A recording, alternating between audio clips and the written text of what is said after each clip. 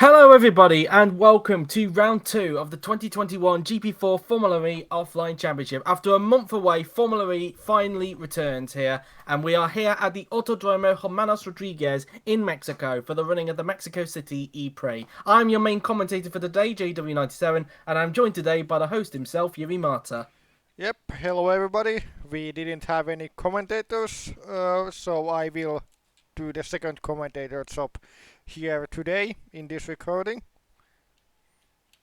And hopefully we're in for an exciting session. As you may have noticed, the weather today we have got cloud covered, but there is no rain expected, so we're in for a dry running here today. Now you may have noticed that it is a pre-recording. This is for the second race in a row. That is because, of course, if you don't know, of course, we do have the real life F1 British Grand Prix this weekend, and also the reason why it's on at a later time tonight here on Sunday, and why both sessions are on the Sunday as well. It's because Yuri's got other things going on, so that's why it's a pre-record. This one, hopefully, we'll get a live one at some point this season, but I think these next few weeks are going to be quite clogged with motorsport, if I'm being totally honest. But we'll wait and see, of course. Now, anyway, as well, you may have noticed that, yes, you're hearing my voice, and you're probably wondering how, of course. Well, as mentioned, it's a pre-recording because for those of you who do not know, I am currently, as I'm speaking right now, probably travelling back from the real-life British Grand Prix because I'm actually heading there on the Sunday, and by the time you see this, of course, we would have known who won the British Grand Prix. So, and I would probably be travelling back. So, I might be back in time. I might be in the chat halfway through into the race. It depends really on traffic. But yeah, and it also explains why I was able to get a tweet out this week on the GP4OC Twitter to say that the premiere is on, even though I'm at Silverstone. It's because I've actually scheduled the tweet, so you don't need to worry about that one. But anyway, we are here at the Autodromo Hermanos Rodriguez, and the first car on track is Ross Denholm. Now, last time out at the Sao Paulo Prix, you have to rewind yourself back to a month ago. It was Brandon Jackson in the BMW who converted pole into the victory. It wasn't an easy feat because he had the Audi to contend with during that race, but it was a brilliant performance from Brandon Jackson, who took the first win of 2021 with Michael Mocho, who charged his way up through the field, finishing in second, and rounding out the podium was the returning Santina Andreoli in Formula E. And judging from the comments that Robert made when he was commentating last time out, I think it's fair to say that the first race was a pretty good success with this new Formula E, because of course this is the first season where the cars are not equal car performance. Of course, they do have their own car performances this season, but I think it's fair to say that the racing was still pretty close, Yuri. Yep, definitely. I think the grouping the cars to three different performance tiers was a good change for the series versus the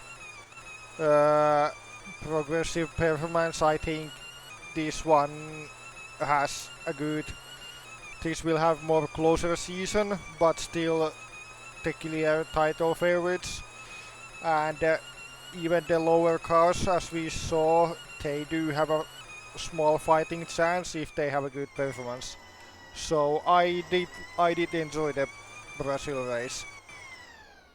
Yep, and hopefully we'll be in for some more here in Mexico. Although, judging from how the top class have performed in the past as well, usually, because of how the straight is usually with GP4, it might be a little bit trickier, but I think it is still possible that we could see some overtaking, especially down this long straight that Ross Denholm is approaching. Now, this is the first qualifying session, I should point out, to have the spare car ban. We've seen it across all the other series, but now Formula E has a turn with the spare car ban. So, for anybody who is not familiar with it, of course, if a driver either breaks down or crashes out during the qualifying session, that will be their session over. There'll be no spare car for them to get into. Their session will be over, regardless of where they finish in qualifying. It might be a little bit trickier with Formula E because, of course, we only have a few cars going out at a time to avoid any pit lane congestion that we saw last season, but it should still be possible. It'd just be more of a case of Yuri having to keep an eye on when that car next to the car that breaks down or crashes out next appears in the garage for him to then do some settings to ensure that that car doesn't go back out. So, You know yeah, what? but apart from that, You know what? Technically, World Champ Car had the spare car ban first, but I think that's more to the fact that they only do one qualifying lap per car. But still. that is true, yes. You could say that, but yeah.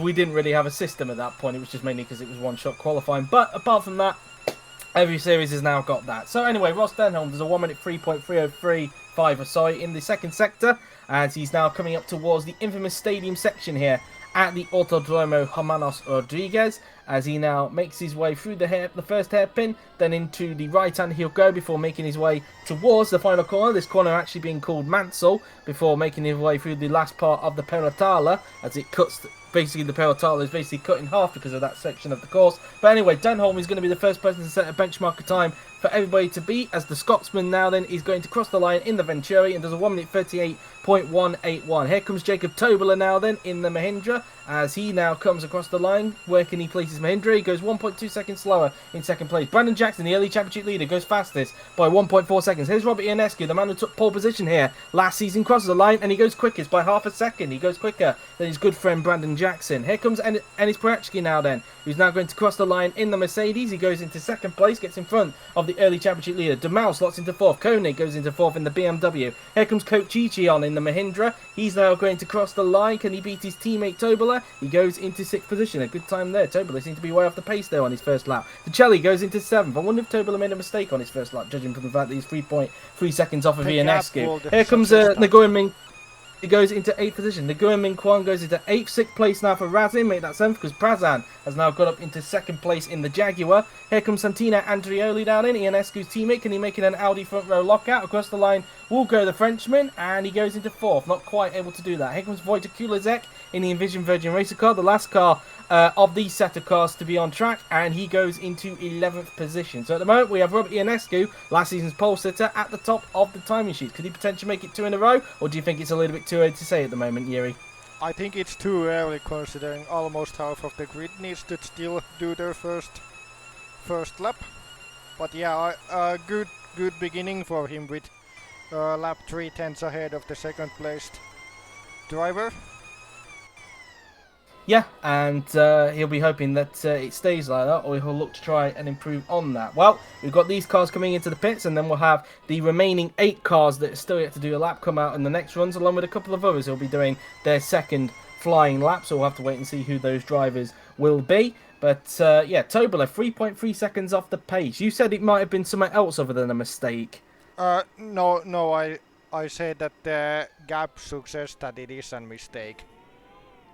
Yeah, I presume the only place I can think he could have made a mistake, I think the more likely one, that judging from what we see in the top class, is usually down the S's where we normally see some mistakes happening. And I wonder that's where Tobler made the mistake on his first flying lap. But he will at least have a second chance to try and improve on that and try and get a little bit more higher in the field. His teammate, Koichi Chion, meanwhile, is currently in 9th position. And so interesting there indeed, and we do have to remind ourselves of what the prefixes are, because although I thought Yuri had fixed them at Sao Paulo, it seems it may have gone back to the old ones. Oh, I think the fixed ones I forgot to put into this file that has the qualifying. I think it's on the, because I do the file with custom grids, since I need to do that every time after qualifying now with the increased mistake rate. I think the fixed prefixes are on the grid file and not on the qualifying file. So I think for next time I need to remember to add it into the qualifying file as well. Might as well do that whilst we've got the little break that people don't see as well, so that you don't forget for next time. Because, of course, next time out for Formula E as well, which will be in 2 weeks' time, we'll, of course, remind you at the end of the premiere, for those who only just tune in to get to the race, of course. Next time out, it will be the American double header, which will be in 2 weeks' time. The Saturday being at Road Atlanta and the Sunday being at Dodge Island. So that will be very, very exciting indeed to cover the 2 US races on the same weekend. So quite interesting there. But anyway, we've got Carpenter waiting in the garage for DS Chichita, and he'll be going out onto the racetrack. His teammate, Nguyen Minh Quan, has already done a lap, and he's currently just in 12th position at the moment, but he's been beaten to the punch by Jaswant Kumar in the Neo. And it's safe to say in the last race, Yuri, because obviously they are a Group 3 car, but compared to the other Group 3 cars, they kind of seem to be lacking a little bit in pace. They were quite a bit off pace in Interlagos, but that could be just setup issues. I would obviously, with the Group 3 cars, you don't expect to be fighting fighting for more than few scrap points here and there. But I think with Neo, I wouldn't be worried just yet because if they can just if they can make a good setup, they could fight with the other Group 3 cars. As the cars in the same group are on paper equal. Yeah, indeed. So hopefully Neo have a better weekend here at the Autodromo Hermanos Rodriguez than they did at the Autodromo Jose Carlos Pache. Two Autodromos there in a couple of sentences. But anyway, as Kumar now then just makes his way through the S's, where we believe that Jacob Tobler made his mistake a little bit earlier on, hence why he's 3.3 seconds off of Robert Ionescu's current pole lap at the moment. Obviously, currently at the top, that could all change in just a little bit. 1:36.122 is the time for everybody to beat at this point. As Kumar now then just makes his way through the infamous stadium section. All 14 cars that were in the garage are now out on track, so Kumar shouldn't have any issues with any traffic at all. Don't know about the rest of them, but looking at the minimap, I think everybody's pretty much spaced out, so I'd be very surprised if any of them get caught up in any traffic at all. So anyway, just want Kumar now then comes down the pit straight as he now starts his first flying lap in the Neo. And very long straight down here. Of course, I think this is where we're going to be seeing most of the overtakes being done in the race today. Obviously, it's a 60% chance, 60% race distance, of course, we have in Formula E, of course, because you may remember the laps have been increased from last season as a result of Yuri now being the host. So instead of what it was last season, which was 30 laps, because it's going to be 60% of what the Formula 1 race is, and it was 71 laps, we're looking at a total of 43 laps in the race a little bit later on. So be aware of that one, as Kumar finds himself 6 tenths down in the first sector compared to Robert Ionescu, as he now makes his way through this very awkward chicane here at the Mexico circuit before making his way towards this little run before making his way through the double right-hander, although you don't really need to make too much of a correction through there. You can just take a one steering angle there and you can get around the corner pretty easily, even though it is a little bit deceiving given it is a double right-hander. Through the S as he goes now then, where we've seen quite a few drivers make mistakes, especially in qualifying in both the top class and even in Formula E as well in the past. As Kumar now then, he's 1.7 seconds down in the second sector compared to Ionescu, which I think is pretty normal considering the Neo is a Group 3 car, and of course the Audi of course being a Group 1 car. So looking at that, I think we could see him possibly around about either 12th or 13th, judging from this lap. But let's wait and see. Kumar now then just going around the stadium section now then, as he will now approach the second to last corner, which is called Mansell, before making his way through the second part of the Pelotala. Now coming down the pit straight will go the Indian driver, the second Indian driver across the OC tiers, the other one being Rahul Patel, as he now crosses the line and he slots into 14th fast, so he's a lot lower than I was expecting him to be. Carpenter crosses the line, he goes 14th, slots himself in front of Kumar. Here is Kumar's teammate, Sana Choi. She will now cross the line, or Choi I should say, because she'll kill me if I say it otherwise. She goes 13th, as Macho goes only 11th at that time. A bit disappointing there. Tilsley, meanwhile, on the Jaguar, slots into 7th. Here comes Kochi Cheon now then on his second flying lap, currently in 10th position. Where can the Malaysian driver go, as he will now come across the line, and can he improve on his lap? And no, he can't. He's still down his personal best. DeMal, meanwhile, doesn't improve and stays in P8 as Leighton Aviard crossed the line, and he goes into 13th in the Porsche. He had a very good outing last time out at the Sao Paulo ePrix in the Group 2 Porsche. 16th place for Alex Broster. Prazan doesn't improve and he stays in second place, still in the front row of the moment. Here comes Coach Chun Cheon, the second Cheon brother on the track, and he goes 21st, made that 22nd now because Tobler has actually improved to go into 14th position, although I think he could have a little bit more as he might have been held up there, but he might have got a bit of slipstream. I don't know. Parachki, meanwhile, doesn't improve and he stays where he is at the moment, which is P3 at the moment. Parachki having a better run at the moment because last time out at the Sao Paulo ePrix, he did struggle quite a bit, did Ennis. You could say that it could be a little bit of rustiness given that he hasn't been racing since the 2018 season when he was in the top class, but it seems that around this track he's doing a lot better, Yuri. Yeah, much better than last time out. I think on the last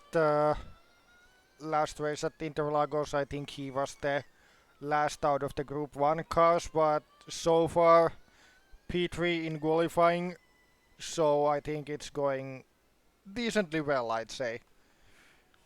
Yep, indeed. Well, all 22 cars have now done a lap, so At the moment, this is what the order looks like. Ionescu top with Prazan in second, Parashki in third with Andrioli in fourth, Jackson in fifth, Koenig in sixth, followed by Tilsley in seventh, Dumal in eighth, Razan in ninth, and then it is Kochi Chion in 10th, with Ducelli 11th, Mocho in 12th, Aviard in 13th, with Tobler 14th, and then it is Kulazek in 15th, Kwan in 16th, Broster in 17th, followed by and work out who that is actually, CHO. Let me just quickly check on the Wikipedia. Luckily, I've got that open just in case of emergencies.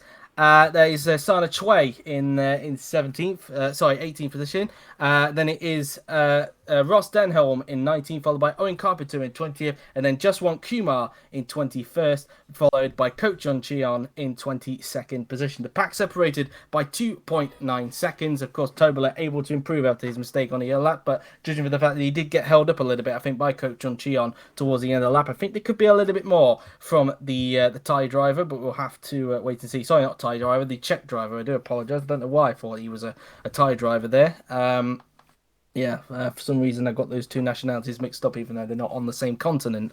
But anyway, just over 16 minutes to go then in this qualifying session, and as you just saw there, judging from the fact that he's in the garage, you're expecting Robert Ionescu to come out and do his second flying lap, seeing if he can improve on the 1 minute 36.122, as he's currently 3 tenths clear of Aji Prazan in the Jaguar. But as we saw last season, even though if you are on pole position, it could be a little bit of a negative around here, because judging from the long run down into turn 1, you could lose lead, and that's exactly what happened to Robert Ionescu last season. And ironically, I think it was a Jaguar who actually won here in 2020. I believe it was Samatoskan, if I'm not mistaken, or it could have been Eduardo Silva. I'll just quickly double check. It was Eduardo Silva, the other Jaguar driver, who sadly is not on any of the grids this season because he failed to sign up in any other series, I believe. I don't remember seeing his name popping up. He might have been, and he could be eligible for the entrance series. I'm not 100% sure. I'm sure that Yuri still has the list somewhere. In fact, we left it in the in one of the chats that we were in, so that you can have a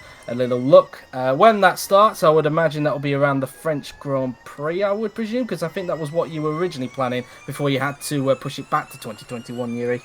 Yeah, I'd say expect entrance series to go and do their races around the mid-season, the European races, as it's quite a short series, to be honest. So, whilst we're on the topic of the entrance series, because it gives us something to talk about, when are you planning to launch the driver lineup and calendar for that? There has been some people asking recently, and I thought I'd bring that up. Yeah, I would actually say that I'd say before Monaco happens.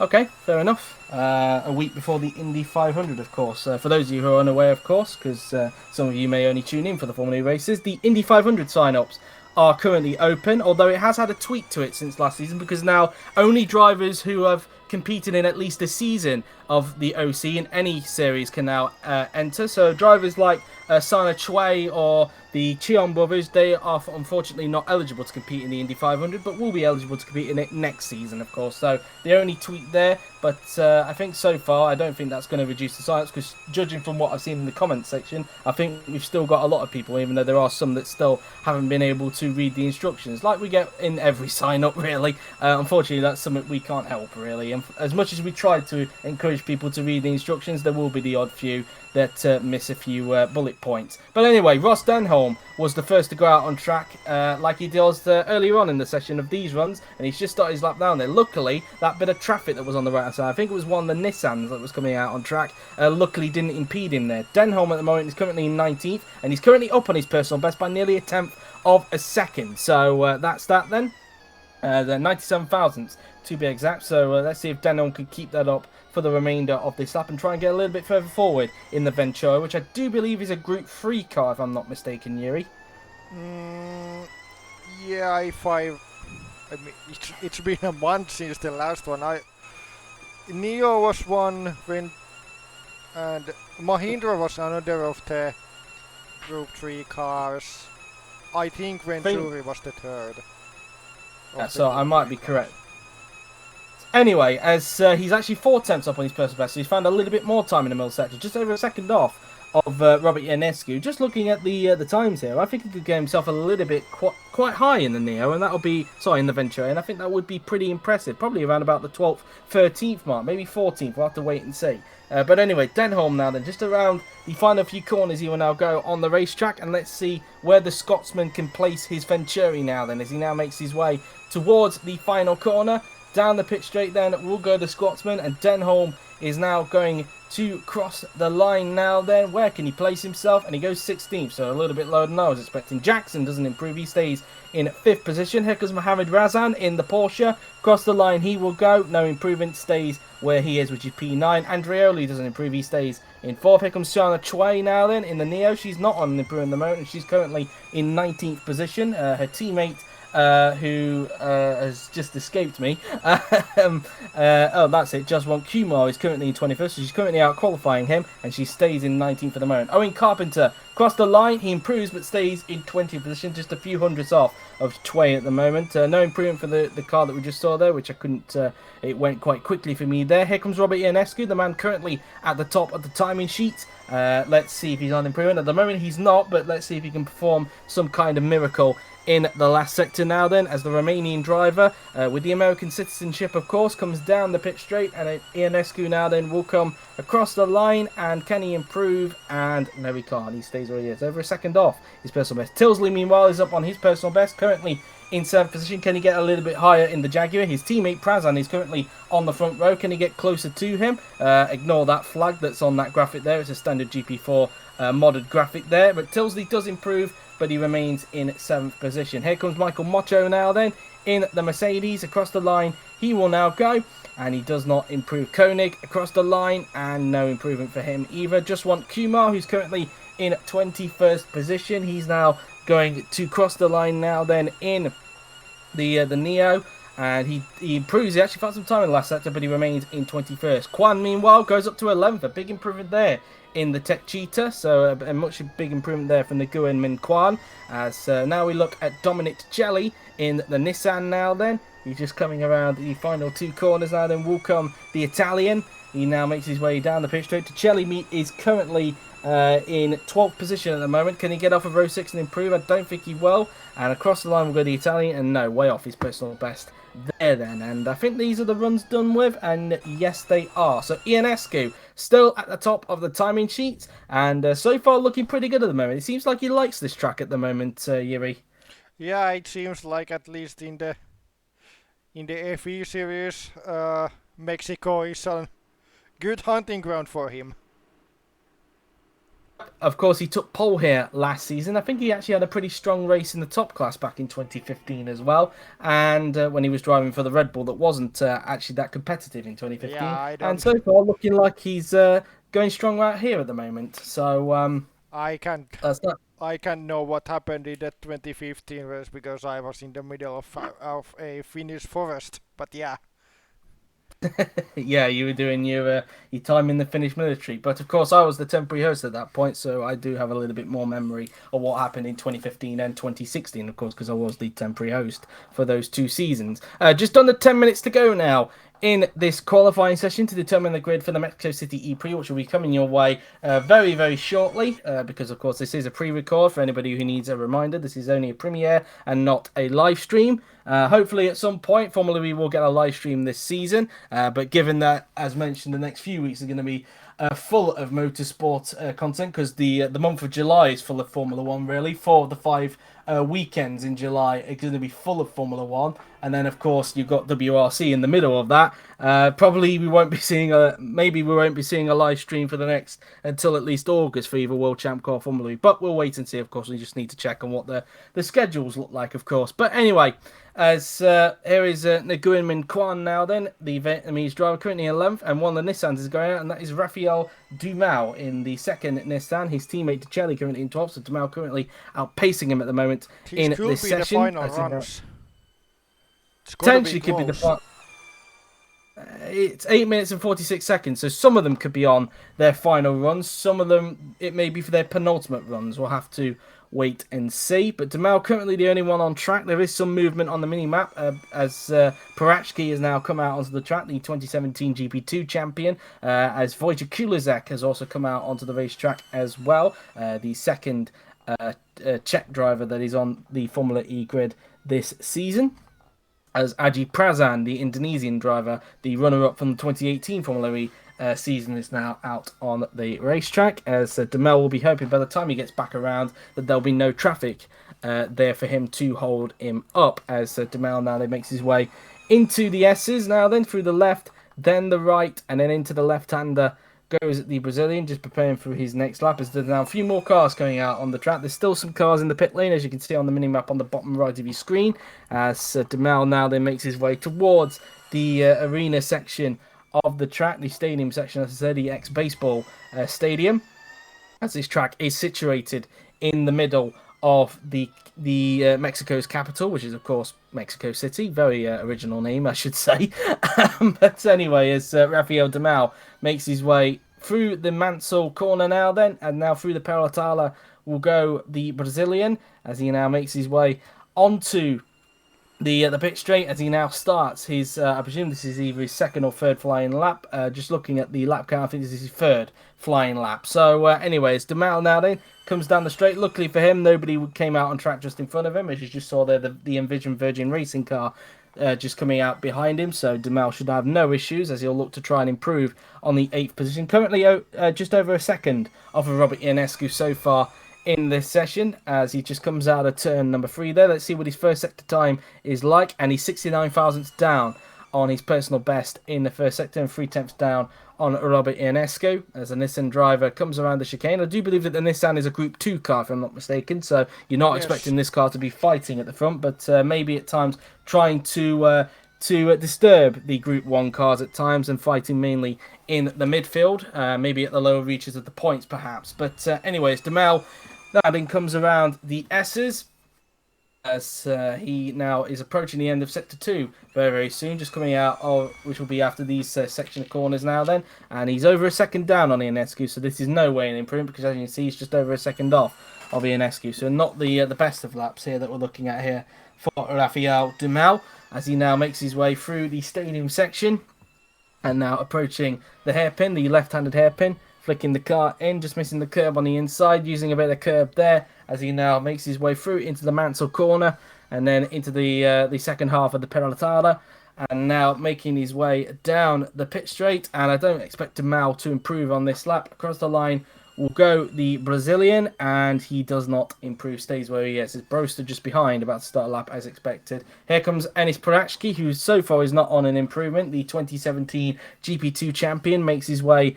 down the pit straight now then, and Parachki is going to cross the line, and he does not improve, stays in 4th position. Here comes Wojciech Kulizek, is on an improvement as the Czech driver, now coming across the line, and he goes into 13th, an improvement there for him. Prazan, meanwhile, improves, but remains in 2nd place, now finds himself just under 3/10 behind Robert Ionescu. Coach Chion now then in the Mahindra comes around the final 2 corners now then on the racetrack. The Mahindra driver rounds the final corner, and onto the pit straight he will now go. He doesn't look like he's on improvement, and the Malaysian driver crosses the line, and he does not improve, stays where he is. Denom also stays where he is. Tobola also stays where he is. Same for Razan, same for Brandon Jackson, the early championship leader. Santina Andrioli, meanwhile, is on improvement. Can he try and make it an Audi front row lockout? Across the line will go the Frenchman, and he loses time in the last sector. He doesn't improve, and he finds himself, well, the cigarette brand behind Robert Ionescu, 0.555. Anybody remember that iconic livery in WRC from the Subarus?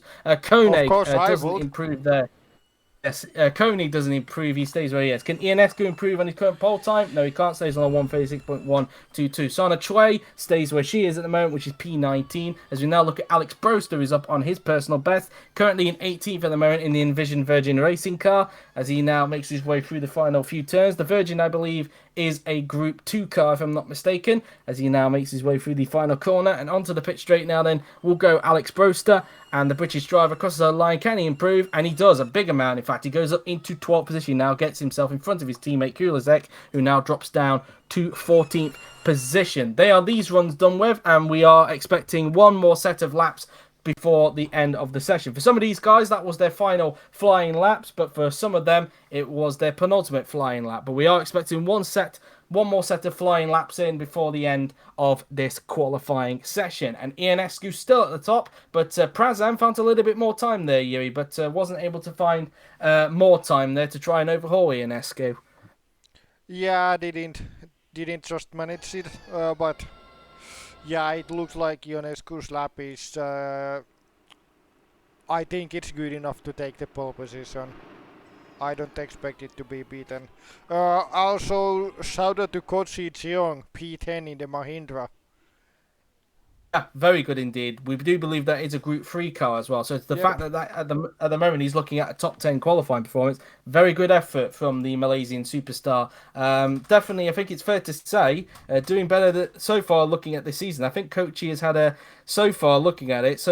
better start to the season compared to his brother Coach on. But because at the moment his brother is currently in last position in the what team is he in? He's in the he's at A team. We know he's at a team. Trying to think, it's a white and black car he was driving, and there's plenty of white and black cars in this field. And it is the Venturi he's in. I should have known that because we were riding on board with Ross Denholm for most of the session. So I don't know why I didn't know that. But anyway, the final flying laps are coming away, and the first one on track for the final set of runs will be Leighton Aviard. Now, I think some of them will be able to get a final flying lap in, but I think some of them will just miss out on the cut-off time, and will just try and just get some mileage in before the race start, which is coming your way very, very soon. In fact, in around a few minutes' time will be the start of the Mexico City ePrix here at the Autodromo Hermanos Rodriguez, which, if anybody hasn't seen the news, will, in the real-life Formula V season, actually open the season in 2023. Why are they still calling it 2022 to 2023? I have no idea, because all the races are in 2023. It's a bit of a strange one, that. Real life things. Anyway, it's Aviard now. Then so far still the only one on track at the moment. We just need to wait and see if anybody else will join. If the timer goes below 1 minute 36, they won't be able to do a lap. Carpenter is giving himself one more chance. Will anybody else do as the timer ticks down? And no, they won't. It looks like it's just going to be Aviard and Carpenter who are the only two left who are going to do a final flying lap before the qualifying session comes to a close. And given that they are in Group 2 and Group 3 at the moment, that could give Robert Ionescu. It looks like Robert Ionescu may be able to get the pole position, but you never know, of course. Both are in Group 2 cars. Both are in Group 2 cars. I do apologise. I thought one of them was a Group 2 and Group 1 car. Well, Carpenter is clearly underperforming at the moment, but could give himself another chance to try and boost himself up then. But you never know, of course. Leighton Aviard obviously was a surprise last time out in Sao Paulo. He could even surprise in this qualifying session in the Group 2 Porsche. We'll have to wait and see, as we have just under a minute to go. In the final few seconds, as mentioned, it's only going to be Aviard and Carpenter that are going to have one more flying lap before this qualifying session comes to a close, as the Englishman now then comes down the pit straight as he now starts his final flying lap. Will there be any traffic on the right hand side? You can see some traffic there, but will Aviard get up to the back of it? I don't think he will. I know they're still building up speed in front, but I think there's still going to be enough of a gap for Leighton Aviard to not get held up. And I think a plus for him is that he could get a healthy bit of slipstream when he comes back down this pit straight to finish off his final flying lap. But he just rounds the first 3 turns out in. It is a Mercedes that's in front of him, in fact, that's just trying to get some mileage in before the race starts. Not sure whether it is Perachki or Mocho, as Aviard finds himself 1/10 down in the first sector there. He's down on his personal best in the first sector and 6/10 down on Robert Ionescu. The Mercedes and a Jaguar that's in front of Aviard at the moment, as he now rounds the double right-hander. Clips the curve on the second attempt there as the timer reaches 0 and the checker flag is now out, signifying the end of this qualifying session.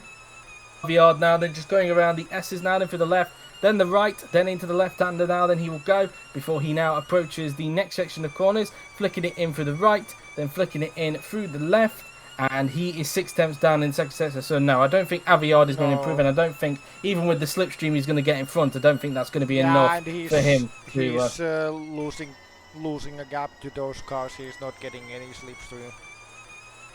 Yeah, so it looks like Aviard is not on for an improvement. It looks like Aviard is going to start all the way down in 16th position. A lot of work to do for him if he wants to repeat what he did at the last race in Sao Paulo. He just rounds the Mansell corner now then. Round the final turn he will now go as he comes down the pit straight for the final time in this qualifying session. Aviard now then, across the line he will go in the Porsche, and he does not improve. Stays in 16th as we now look to see where Carpenter is. There he is, he's up on his personal best in fact, and again 2 tenths up on his personal best.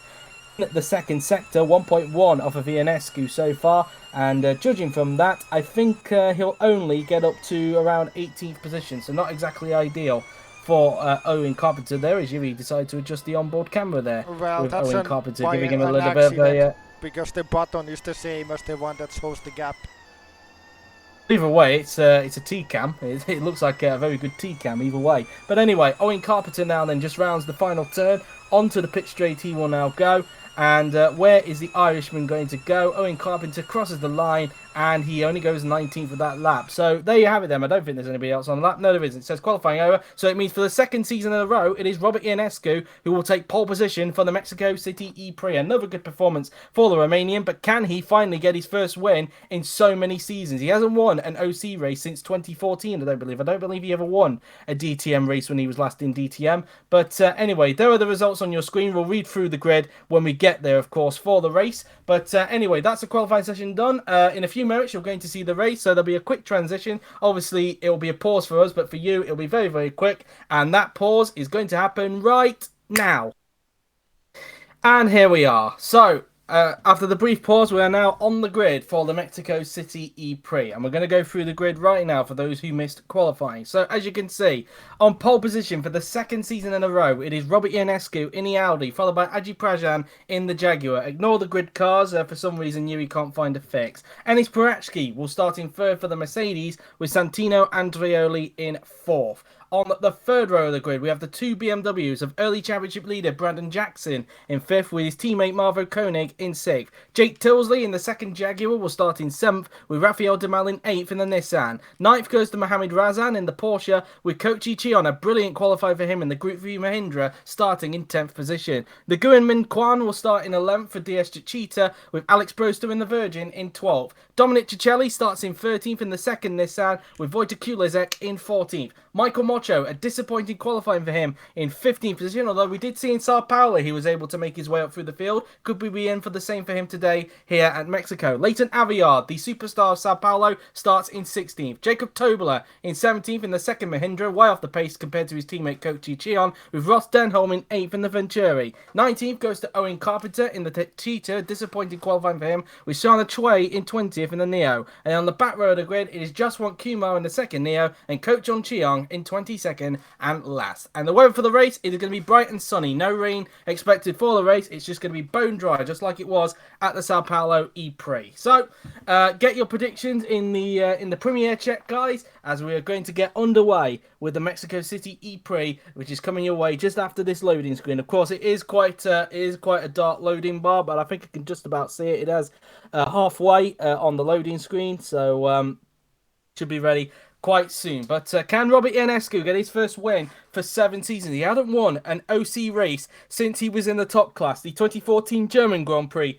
was the last time he won a race. Can he do it this time by? But we are now on the grid. 43 laps here at the Autodromo Hermanos Rodriguez, and it should be quite an interesting race indeed. So we've got Ionescu on the left of your screen from the back view of the cars. We've got Prazan on the right as the 3 lights, 4 lights, 5 lights are now on, and these lights out, and away we go here for the Mexico City ePrix. The front 2 get away pretty well indeed. It looks like Ionescu's still got a bit of an edge on Prazan, but can he keep it up as they go into the first corner? A brilliant start though from Brandon Jackson on the second row of the grid. He's got up to 4. He's trying to make it 3-1 now. Look at this in the background. That is Enis Parachki from the second row of the grid, who's actually got past Prazan. Prazan's dropped back, and it looks like Parachki is going to get the lead, and he is. Enis Parachki takes the lead in the Mexico City ePrix as Prazan tries to hold on from Jackson, who looks like he's going to gain 2 places from the start. Jackson up into third position, a brilliant start from the championship leader. He's P3 on the road. Tilsley's up into 4th. Prazan has had a terrible start. Where on earth is he? He's down there, look. He's down in 8th position. A terrible start from Aji Prazan. He was on the front row, made that 9th. He's lost so many positions from the front row of the grid as he made his way through the first corner. A little bit of contact there. It looked like somebody locked up in front, as that was an overtake there from one of the Nissans there on one of the Porsche drivers as they make their way through the first corner. But it looks like everybody's kept it clean so far. But look at this, the battle for the lead continuing. But an amazing start from both Parachki and Jackson, Yuri. Wait, look at this. Oh, Kochi Chiang and the Mahindra up into 4th position as well. A brilliant start from him. He started in 10th. Yep, gained 6 positions. So yeah, let's see if the fairy tale continues there. But yeah. E4 in the Mahindra, that is very impressive indeed. It's Demel trying to hold off from Marvo Koenig, meanwhile, in the BMW, as they're all squirming around as they make their way through into the stadium section for the first time today now then. Meanwhile, let's see, is Ionescu close to the back of Parachki? Because he was all over him down the yesterday, as Jackson is not that far behind him even now then. Coming down the pit straight now, looks like Parachki's got a little bit of a gap between himself and Ionescu. He sets the early fastest lap, but I imagine that's going to get beaten by quite a lot, obviously, because it is the first lap. Carpenter, meanwhile, has passed Kumar into 18th, as you can see from the graphic on the bottom of your screen. Is Parachki going very defensive, as meanwhile Koenig on the inside of Rafael Demel in the Nissan, as they go side by side into the first corner. Can Koenig get the move done? Down the inside he goes into turn 1. Has he got the move done? Demel trying to stick with him, but no, but in the end, Koenig up into 5th position. And also a good start from Alex Broster as well. He's up into 7th place in the Envision Virgin Racing car there. We just had a brief onboard moment there from him. He's up into P7, getting ahead of Santino Andreas. DeCelli, meanwhile, has got up into 9th into the first corner, getting by on Jake Tilsley, as Tilsley's actually dropping back after the impressive start he had, as Razan down to 15th. Meanwhile, we're looking at Andrioli, who's now all over the back of Alex Broster, meanwhile, as he's not had a good start as mentioned. He actually started in 4th position. A bit of contact there, a little bit more contact there as well, and that's bumped, I believe, one of the, that will be Wojciech Kulacek, because of course Broster's further forward, but a little bit of bumping and banging there, Yuri. Yep, and let's see, there was a 3 wide moment, and then, ooh, the Neo hits, and yeah. Was Kumar in the Neo there, bumping into the back of, I believe that was Owen Carpenter in the DS Cheetah. Incident makes me think that the 300% damage isn't working on this mod, because I'm sure that should have been an damage, as Carpenter almost spins as he keeps hitting cars. Looks like he made contact again, this time with the Porsche there. It seems Oh. like he's going for contact there. It's Koenig and Cheong around. Oh, what a shame for Kochi Cheong, as Koenig and Cheong make contact there, and Cheong having to wait for everybody to go by before he can rejoin. Oh, what a shame there indeed. And I'd imagine it was because Cheong was actually being very aggressively defending there on Marvo Koenig. And, well, there goes Koenig. He's rejoined as Parachki sets another fastest lap. And Cheong to the back of the pack. Oh, what a shame for the Malaysian indeed. After an amazing start, after we were singing his praises, it's all come back down to earth for him. Yeah, so the fairy tale lasted for 1.5 laps. Let's have a look indeed. And, oh, it looked like Koenig just left his braking far too late there. And, well, Koenig actually, Cheong, luckily that he went at slow speed there into that bar. If he went any faster, I think that would have been a wheel turd off there. The 300% damage, well, it's not working, I think. I'm pretty sure it isn't. Don't know why, but it isn't. Anyway, as meanwhile now, we're looking at Brandon Jackson now, then, who's on the inside of Robert Ionescu. Is it going to be P2 for the championship leader? No, not quite. Ionescu into second. Any penalty for that one, Yuri? There wasn't any car damage, so I don't think. I think it was a racing incident, to be honest. Okay, fair enough. Racing incident then between Kochi Cheong and Marvo Koenig, as Jackson again trying to find a way through on Ionescu, but Ionescu saying no to that. All this is allowing Parachki to pull away a little bit, as Kumar there was having a little go there at, I believe that's Carpenter in front. It is Carpenter, but wasn't able to get the move done there. It looked like Carpenter may have aggressively shut the door there going into the first corner. As now Kumar on the back now of the Irishman. Can he try and get him into the left-hander? Meanwhile, Aviard in front is past Tobola for 12th position, as Carpenter is just going to hold on for the moment as they now make their way through the left and right chicane now, then using all the curb as possible before making their way towards the double right-hander. Back now to the battle for second between Ionescu and Jackson. These two are good friends in real life, I believe, as Jackson now then all over the back of Ionescu as he's now looking to the outside as they go side by side, heading towards the stadium section. Ionescu's just going to hold on for the moment as they now make their way into the stadium section. Meantime, Broster holding up a bit of a train at the moment. We know that the Virgin is a Group 2 car, we believe, as meantime, DeCelli trying to take full advantage of that as Andrioli was having trouble there trying to find a way through, and Broster wasn't able to make the move stick just there. Now coming around the final 2 corners, Jackson all over the back of Robert Ionescu now then as they make their way onto the pit straight now then. Is he close enough to try and get the remaining into turn 1 as Parachki sets another fastest lap of 1:39.487 now then. The Mercedes continuing to pull away out in front now then as Jackson looks like he's not close enough to get Ionescu this time by, so it looks like he's just going to stay behind him for the meantime now then, as they now make their way onto the pit straight now then, as it looks like everybody's kind of spaced themselves out just a little bit, apart from the back of the pack where it's all a little bit chaotic at the moment as Koenig is trying to find a way back up through the field. Same goes for Kochi Chion. Again, such a shame for him after a brilliant start up to 4. He came back down to earth as Jackson opted to go to the outside of Ionescu, but as expected, not going to quite work out for him. The gap 2.4 seconds between the top 2 at the moment as they now make their way through the section of corners. In terms of the mandatory pit stop, I think we're expecting them to start around about, I would say around about lap 22 to perhaps lap 28.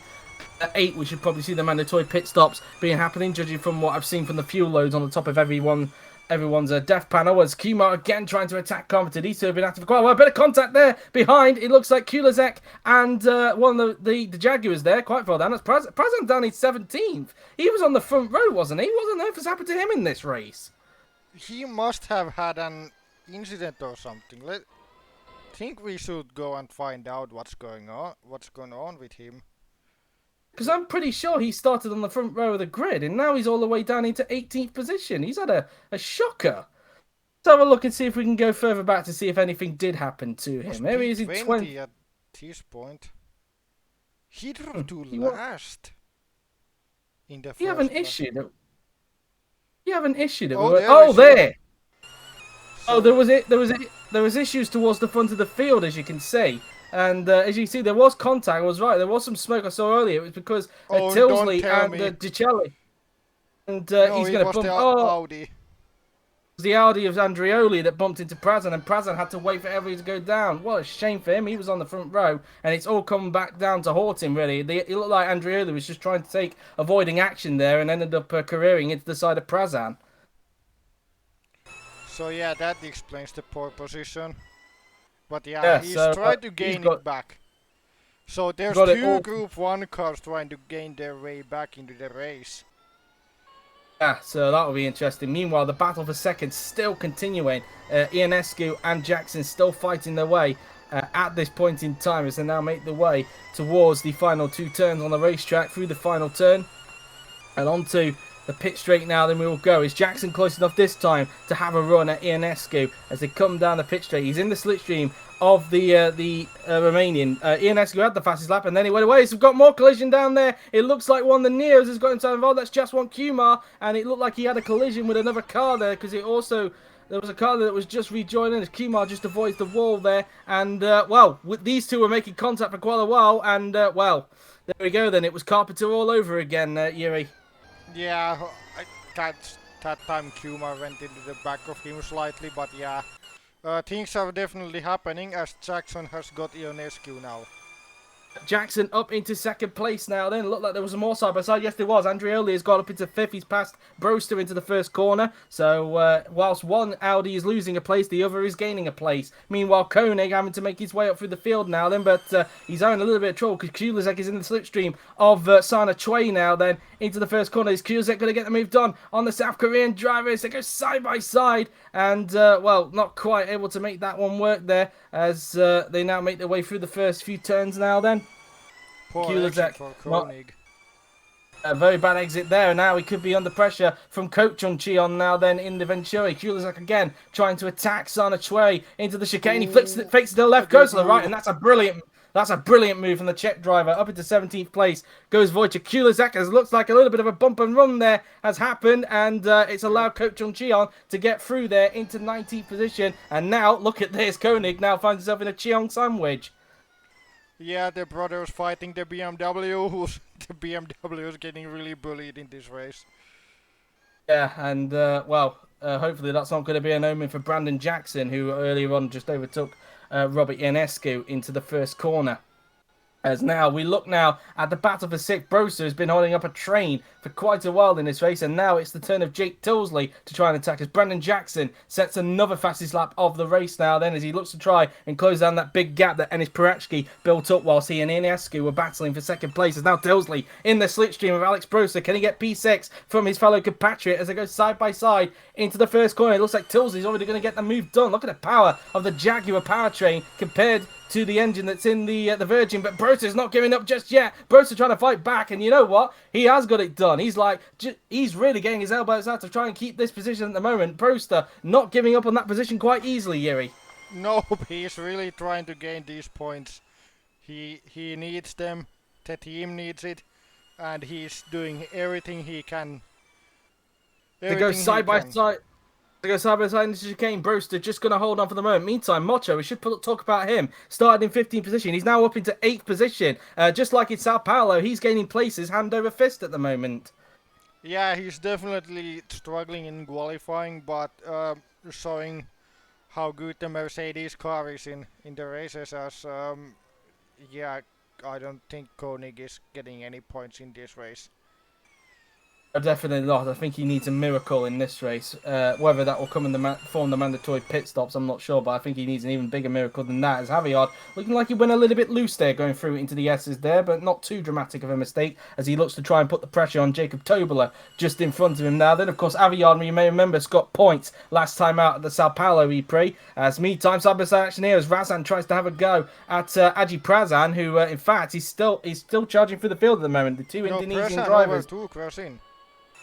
He took him round the outside there. Prazan, of course, you may remember as well, like with the other Group 1 cars, also trying to fight his way up through the field. So, yeah, he's obviously, after what happened to him on lap 1, he's not wasting any time. He's already up into 14th position. Meanwhile, we've got Mocho now, and he's trying to attack Jake Tilsley for 7th position. And because of all that battling, Broster's actually built a bit of a gap now between himself and Tilsley. Is Aviard now then looking to the inside of Jacob Tobler. This should be the move done for the Englishman as the Porsche driver goes on the inside of the Mahindra driver into the first corner, and that's an easy move done. Aviard up into 12th position now then. Aviard, of course, if we're looking at the OC terms, a recently hired commentator for the OC now. So, yeah, that's that as Aviard up into 12th position and looking to try and find some more position. Now, as you can see, Tobler under pressure from Prazan. Look at the speed the Jaguar has. I mentioned it with Tilsley. Seems like Jag's got some very good straight line speed there, Yuri. I think they are running the lowest possible wings, to be honest, because all cars have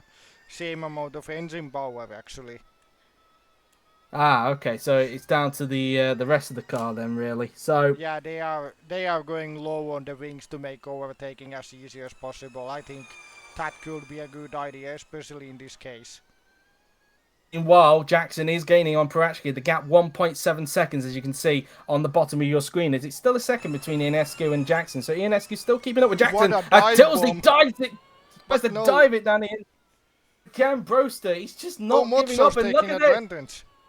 Sneaky. Michael Mocho goes up into 7th place, and he once again is on chance. We've got another yellow flag down at that infamous corner. Who is it this time? And it looks like it's Tobler this time that's been involved in an incident. And, well, he was behind. I think he was behind, if I'm not mistaken, Aviard. But I don't know. Well, he was under pressure from Prazan. I wonder if it's got something to do with Aji Prazan this time. But Tobler down into last position. And, well, let's see if it was anything to do with Prazan. And I think it was. Or could it be just a mistake? Let's see. Going into the corner, and, well, Prazan thought about having a look, and, well, I'm not sure if that's going to be a penalty or not there for Prazan. He's just basically turned him around there. But, yeah, that's, I think he kind of misjudged that one, Yuri, didn't he? I mean, it's a close one to call. It's a late move, and, yeah, there really wasn't any space. So, looking at a time penalty there, or we're just going to let that one slide? As meanwhile, Andreoli has got up into 4th position. Yeah, the Audi is looking quite strong. It looks like they might not win as Broster. Oh, Broster's off! Broster's off the track. Has he been pushed off by Tilsley? These two have been battling for quite a while, and it looks like a classic case of a bump and run here has happened between Jake Tilsley and Alex Broster into the first corner, but what a shame for Broster. Oh yeah, No, it was actually Mocho. It was actually he's Mocho. I forgot Mocho had actually ever talk. And Mocho, oh well, that was a classic bump. And Mocho also went around as well. So all his hard work has gone down the toilet. yep, again two fast cars going into each other. Yeah, Mm, it's and starting to feel like this track is not suiting FE that much at the moment. perhaps maybe a change may be needed for next season. We'll see. But anyway, it's Broster again having to wait, and oh well, he got a little bit of a helping hand there by Yeah, the Mahindra there. though Not he's sure which taking a Mahindra weird line there. that is. It was Cheon that actually gave him a little bit of a helping hand there. As Al, there's Avios now yeah. about. Aviard now around, and Okay, in this fact, is it was a pretty wide okay. moment. Typical three wide there. Yeah, that was Yeah, never working out. And that yeah, was never going to work that time by, yeah, the and cars well, don't Aviard. even have the damage on for some reason, or like the 300%. So there's some work needed to do into FE. That's a dive bomb there for Kumar as he's got by on Coach on Cheon there for P number 18. And As well, Broster's now around. And well, the two Mahindras are getting into a lot of bother in this race. As Broster now at the back of the field, he's just getting bullied at this point. yeah, As now we look at Dominic Cicelli now, then he's all over the back of Jake Tilsley in the Jaguar, and see what Cicelli is able to do then in the Nissan as they now make their way through into Mansell, and now into the final turn, and onto the pit straight now then, as it's getting quite warm in my room. You've been complaining a lot about heat in your room for quite a while. Well, it's starting to boil in my room as well, Yuri, to be honest. yeah. My chair is literally wet. Anyway, it's now Cicelli all over the back of Jake Tilsley now then, as he's now going to try and have a look to the inside now then. Tilsley thinking about defending into the first corner, and Cicelli, is he going to go for the move? No, he's not. Tilsley just shuts the door there into the first corner, as it looks like Ionescu's starting to fall back a little bit now from Brandon Jackson, although he's got an 8.2 second cushion between himself and teammate Santino Andreoli's. Koenig now trying to make a charge for the field on the inside of Sana Shui now then, and into 15th. He will now go. So he's hoping he doesn't get bullied anymore. It's Cicelli with a dive on the inside of Tilsley into the chicane, and that's P6 for the Italian there. So he's been able to finally get the move done on the Jaguar driver. As whilst all this chaos has been happening, Kwan is now into the top 10 now. He's in 8th place in the DS Chichita. As the gap now up to 1.3 seconds between Ionescu and Jackson. As I do think the gap between Parachki and Jackson has started to stabilise a little bit at the front. Yeah, it looks like it's stable. I think Paratsky is managing it quite well, and I mean, I think he really wants to win after he's been out of the OC for a while. Well, Mocho looking to the outside of Kwan now then, but Kwan saying no to that one, and Mocho having to try and make his way back up through the field after his collision with Alex Broster.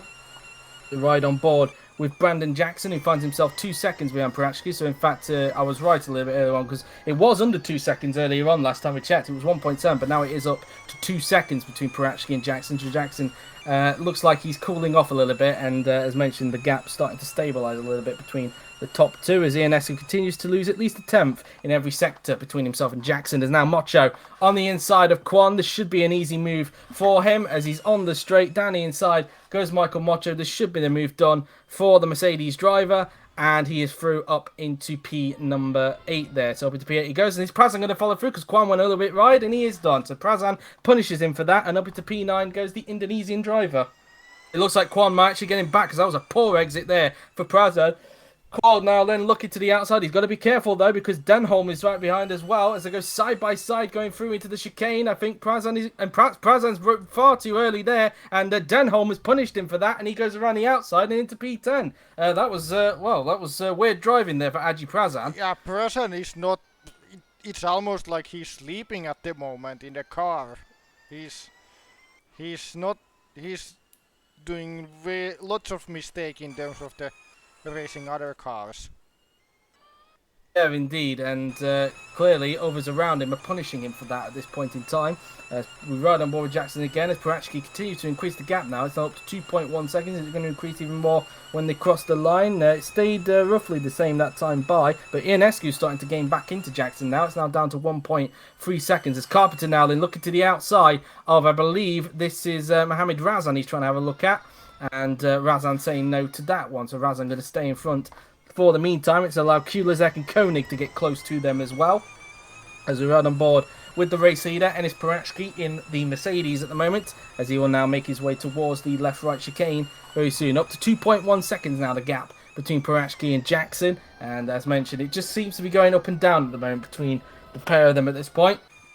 Negotiates for the chicane is now Prazan trying to gain lost time as he's now trying to get back onto the inside of Ross Denholm for 10th position as it goes side by side into the first corner. Can the Indonesian driver get the move done into the first corner? And they're going to keep side by side, and Prazan gets up into 10th. So back into the points goes the Indonesian driver as they make their way through the right left chicane. There's Koenig on the inside now of Kulizek, and that's P14 for the German. Up into 14th place he will go, as now Sana Choi will want a piece of Wojciech Kulizek in front. Can she get the move done? She's looking to the outside of the Envision Virgin drivers. They go side by side towards the chicane. Side by side they go. And Choi, she's going to back out of that one and try and wait for another corner to see if she can get Kulizek a little bit later on in the lap. As Jackson responding a little bit now. The gap down to 1.9 seconds between Parachki and Jackson now then.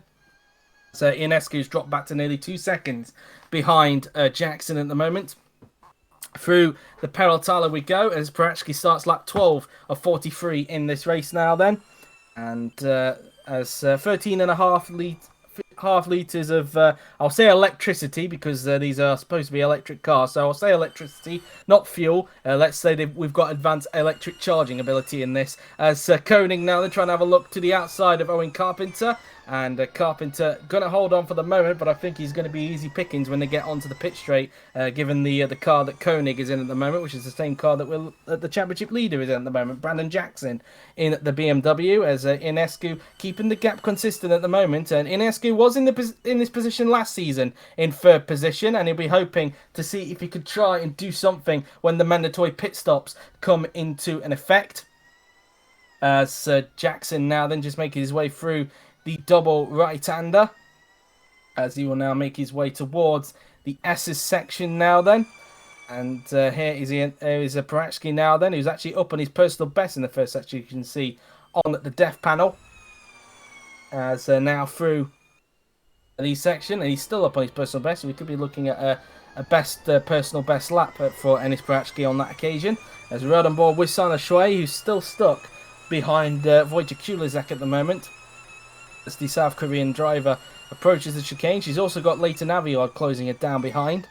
As they now make their way through into the chicane, the left and right chicane now then, using all the curb on the inside there, as we now look at Brandon Jackson just making his way through the second to last corners. Koenig still all over the back of Carpenter. I'm surprised he hasn't got him so far, because I honestly thought he was going to get him down the pit straight, but clearly Carpenter still holding on for the moment.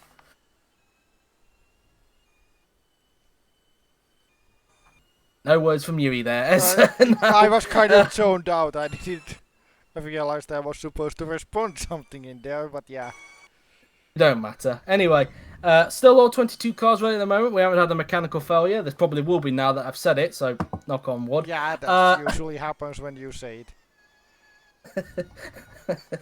It seems to be it seems to happen when I'm speaking for some reason. But anyway, we've now got the battle for ninth between Nguyen Min Kwan and Prazan. As we look now at Parachki, it looks like Prazan is going to attack Kwan for P9, and we might as well keep an eye on the bottom of the screen to see if Prazan gets the move done on Kwan for P9. There's a little bit of a lock up there for Santina Andreoli as he makes his way through into the chicane there, as he's actually closing in on Ionescu now. The gap 6.1 seconds between the two Audi drivers. Yeah, that's what I was looking at, because it looks like it could be that Ionescu is suffering a bit more tire wear than his teammate, or then Andreoli is just pushing a bit more. But yeah, it could look like the Audis might fight with each other. As here, Koenig's still not been able to get by Carpenter, and now he's under pressure. It's going to be a free wide moment. Please keep it tidy, boys. And it looks like they will, as well, that's a brilliant move there for the Neo driver I'm trying to think who that is there. I think it's Sana Choi. Sana Shui there. Yeah, up into 14th position, and that's that really. As Ionescu continuing to lose time to Jackson 3 seconds. I was going to mention about Prazan. He did actually pass Kwan, so he's up into ninth place now. He's Aji Prazan, so he's now on 2 championship points at this point in time. As Ionescu now they're making his way onto the pit straight. As Prazan's next target will be Michael Mocho. Now, Koenig, can he get back up into 14th position now? Then after that double pass at Sana Chue pulled on him and Wojtek Kulizek, as Kulizek, meanwhile, having to fend off from Aviard, who's trying to find a way all the way around the outside, but that's not going to quite work out for the Englishman there. And on board with Jackson, and the gap down to 1.6 seconds now between the top two. This could be something to keep an eye on. If Jackson's not able to get him during this part of the race, maybe something to keep an eye on during the pit stop stages, Yuri. Yeah, they are really fighting on if which one can keep a better pace. Paratsky trying to answer every fastest lap that Jackson can do, and vice versa. Meanwhile, it looks like Koenig's going to get the move done on Chue now then and get back up into 14th position. Just keep an eye on that on the bottom of your screen. In fact, no, we don't. There it is. Yes, he has done. So back up to 14th goes Marvo Koenig, although the traction he got out the corner was pretty poor. And now Aviard and Kulizek might want to fight. Aviard looking to see if he can make it free wide. He thought about it, but I don't think he's far enough alongside to do that. So he's going to tuck back in. There's a big lock-up for Sana Choi there. Clearly pushing very hard indeed, and Koenig punished her for that. Yeah, I mean, I expected him to keep the position, but the lockup definitely helps, and now Sana Choi has a little bit worse tires. Yep, that's not going to do her race any good whatsoever, especially she's trying to get to the stint. As it looked like Paratsky there actually responded to Jackson in the last sector. It was down to 1.5 after sector 2, but now it's back up to nearly 1.7 seconds between the pair of them, so maybe Paratsky's starting to respond a little bit to Jackson's pace at the moment, as it's 3.3 between Jackson and Ionescu. Ionescu continuing to lose time to the top two, and he might have to start worrying about his own teammate Santino Andreoli if he's not careful. Maybe if Andreoli doesn't get to him before the mandatory pit stop stages, that may be something to keep an eye on as well during the pit stop stages of the race. We're on lap 15 of 43 here at the Mexico City ePrix, as it is Paratsky still leading the race at the moment by around 1.7 seconds ahead of Brandon Jackson. Robert Ionescu in third, with Santino Andreoli in fourth position, followed by Rafael Damao in fifth position, 11 seconds back from the leader Paratsky. As meantime, Leighton Aviard now having a go at Sana Choi now then. Looks like after her brilliant double overtake that she pulled on a couple of laps ago, it looks like Koenig and Aviard are now punishing her for you, as Aviard now then back up into 15th position. As they make their way through the chicane. And now, as you can see, Kulizek now finds himself in a Neo sandwich. He's got Chue in front of him and Kumar behind him. So, yeah, he's something for Kulizek to worry about there. Then maybe some team play maybe being played at Neo at the moment. As Kulizek trying to have a go at Chue there, but Chue fending off there, nearly close to contact between the pair of them there going into the chicane.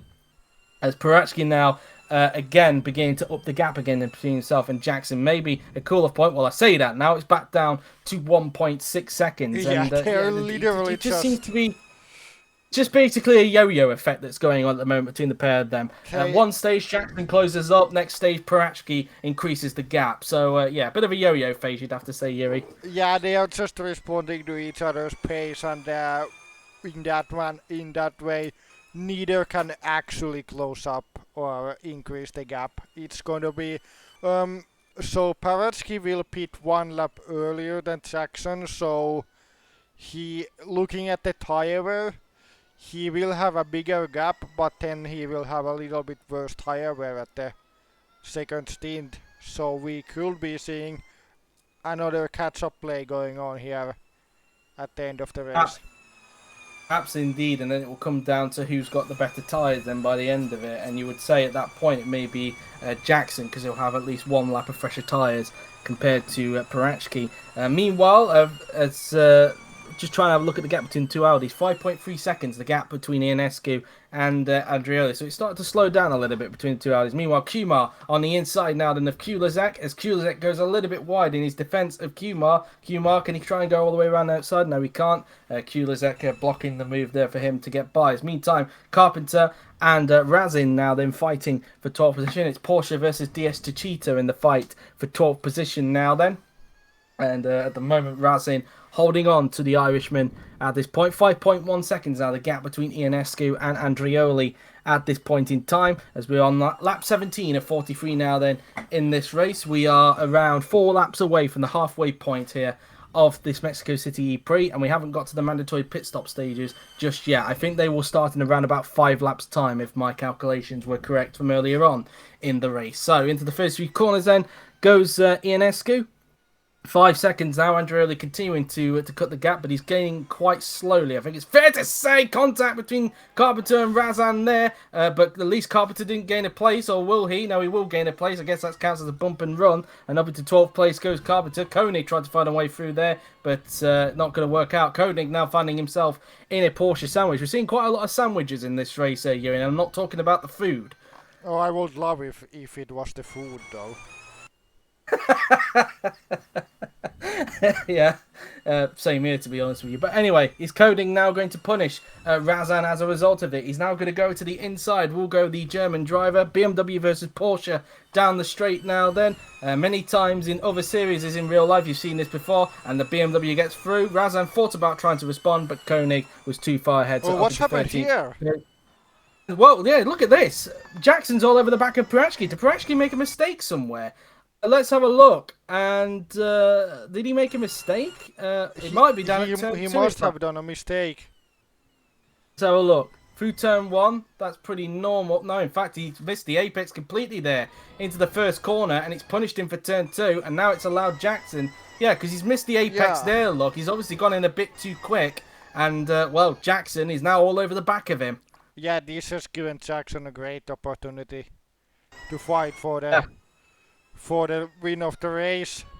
I did think Paratsky had it under control, but now it's looking a bit more exciting with those two. Yeah, Jackson looks to try and make it 2 out of 2 this season. Of course, he did win the Sao Paulo Prix. Can he make it 2 in a row? But I don't think he's close enough on this occasion to get Parachki, as he looks a little bit too far back on the exit of the Pelotala. Well, I say that, he's actually found a little bit more slipstream. This is his first chance to get a hold of Parachki. He's going to the inside of the North Macedonian driver. Side by side they go now then, into the first corner. Parachki versus Jackson. Jackson late on the brakes, and we have a lead change. Brandon Jackson takes the lead of the Mexico City Prix in the BMW, and, well, that mistake definitely cost Ennis there. Yes, it did, and look at the pace Paratsky is going. His tires might be actually gone. I think he's overused the tires now. Maybe the pressure. He's dropping a lot. Maybe the pressure's starting to get to the 2017 GP2 champion, who, as we talked about a little bit earlier on, hadn't been in a race car since the 2018 season. Came back, of course, this season. Had a decent, not the best first race, it should be said, at Sao Paulo. Having a better one here, but it seems that a little bit of rustiness still kicking in there for Ennis Parachki, it's fair to say. As now we'll now have a look at Marvo Koenig, who's now on the inside of Owen Carpenter as he continues to fight back through the field. Koenig on the inside of Carpenter. Can he get the move done into the first corner? And the answer to that is, I think he will do, though Carpenter's still sticking with him. But I think Koenig has got the move done. But he won't get here. Is going to get a poor exit because Carpenter compromised his entrance into turn 3 there. And now that look at this, the 2 Porsches are even involved as well. As unseen by the cameras, Aviard actually got Razin a little bit early on. Looks like Razin going to try and get him back. This is going to get very close, and Aviard taking full advantage of that and gets up into 13th position there. Carpenter losing another place as a result. So now he finds himself in a Porsche sandwich. And, well, that was a bit of a clumsy bit of driving there for Owen Carpenter to let the Porsche through. Prezan around. Looks like it's just a spin because I can't see if there was anybody around him. I think there was. Well, there is a card. There is a card there, but I'm not sure if he collided. It looks like it's Mocho again. So these two are getting involved in another collision, and well, at least Mocho didn't lose any places from that. But yeah, looks like these two being a bit clumsy today, it's fair to say. Yeah. Yeah, they As are. I was going to say that Prazan's dropped to 10th there now. It looks like Quan has got back up into 9th. Meanwhile, Decelli, not that far away from Dumal. It looks like we're going to have a battle between the two Nissans here at the moment. The Nissan's currently having quite a good race at the moment, currently in 5th and 6th at the moment, but it looks like they're going to be having an inter-team battle in this race. Gap 4.1 seconds now between Ionescu and Andreoli, as the gap is 2.3 between Ionescu and Parachki. So I would imagine that Ionescu might have a little bit more pace than Parachki, judging from that gap, because let's not forget, when he was behind Jackson, it was over 3 seconds, but now it's 2.3 between 2nd and 3rd.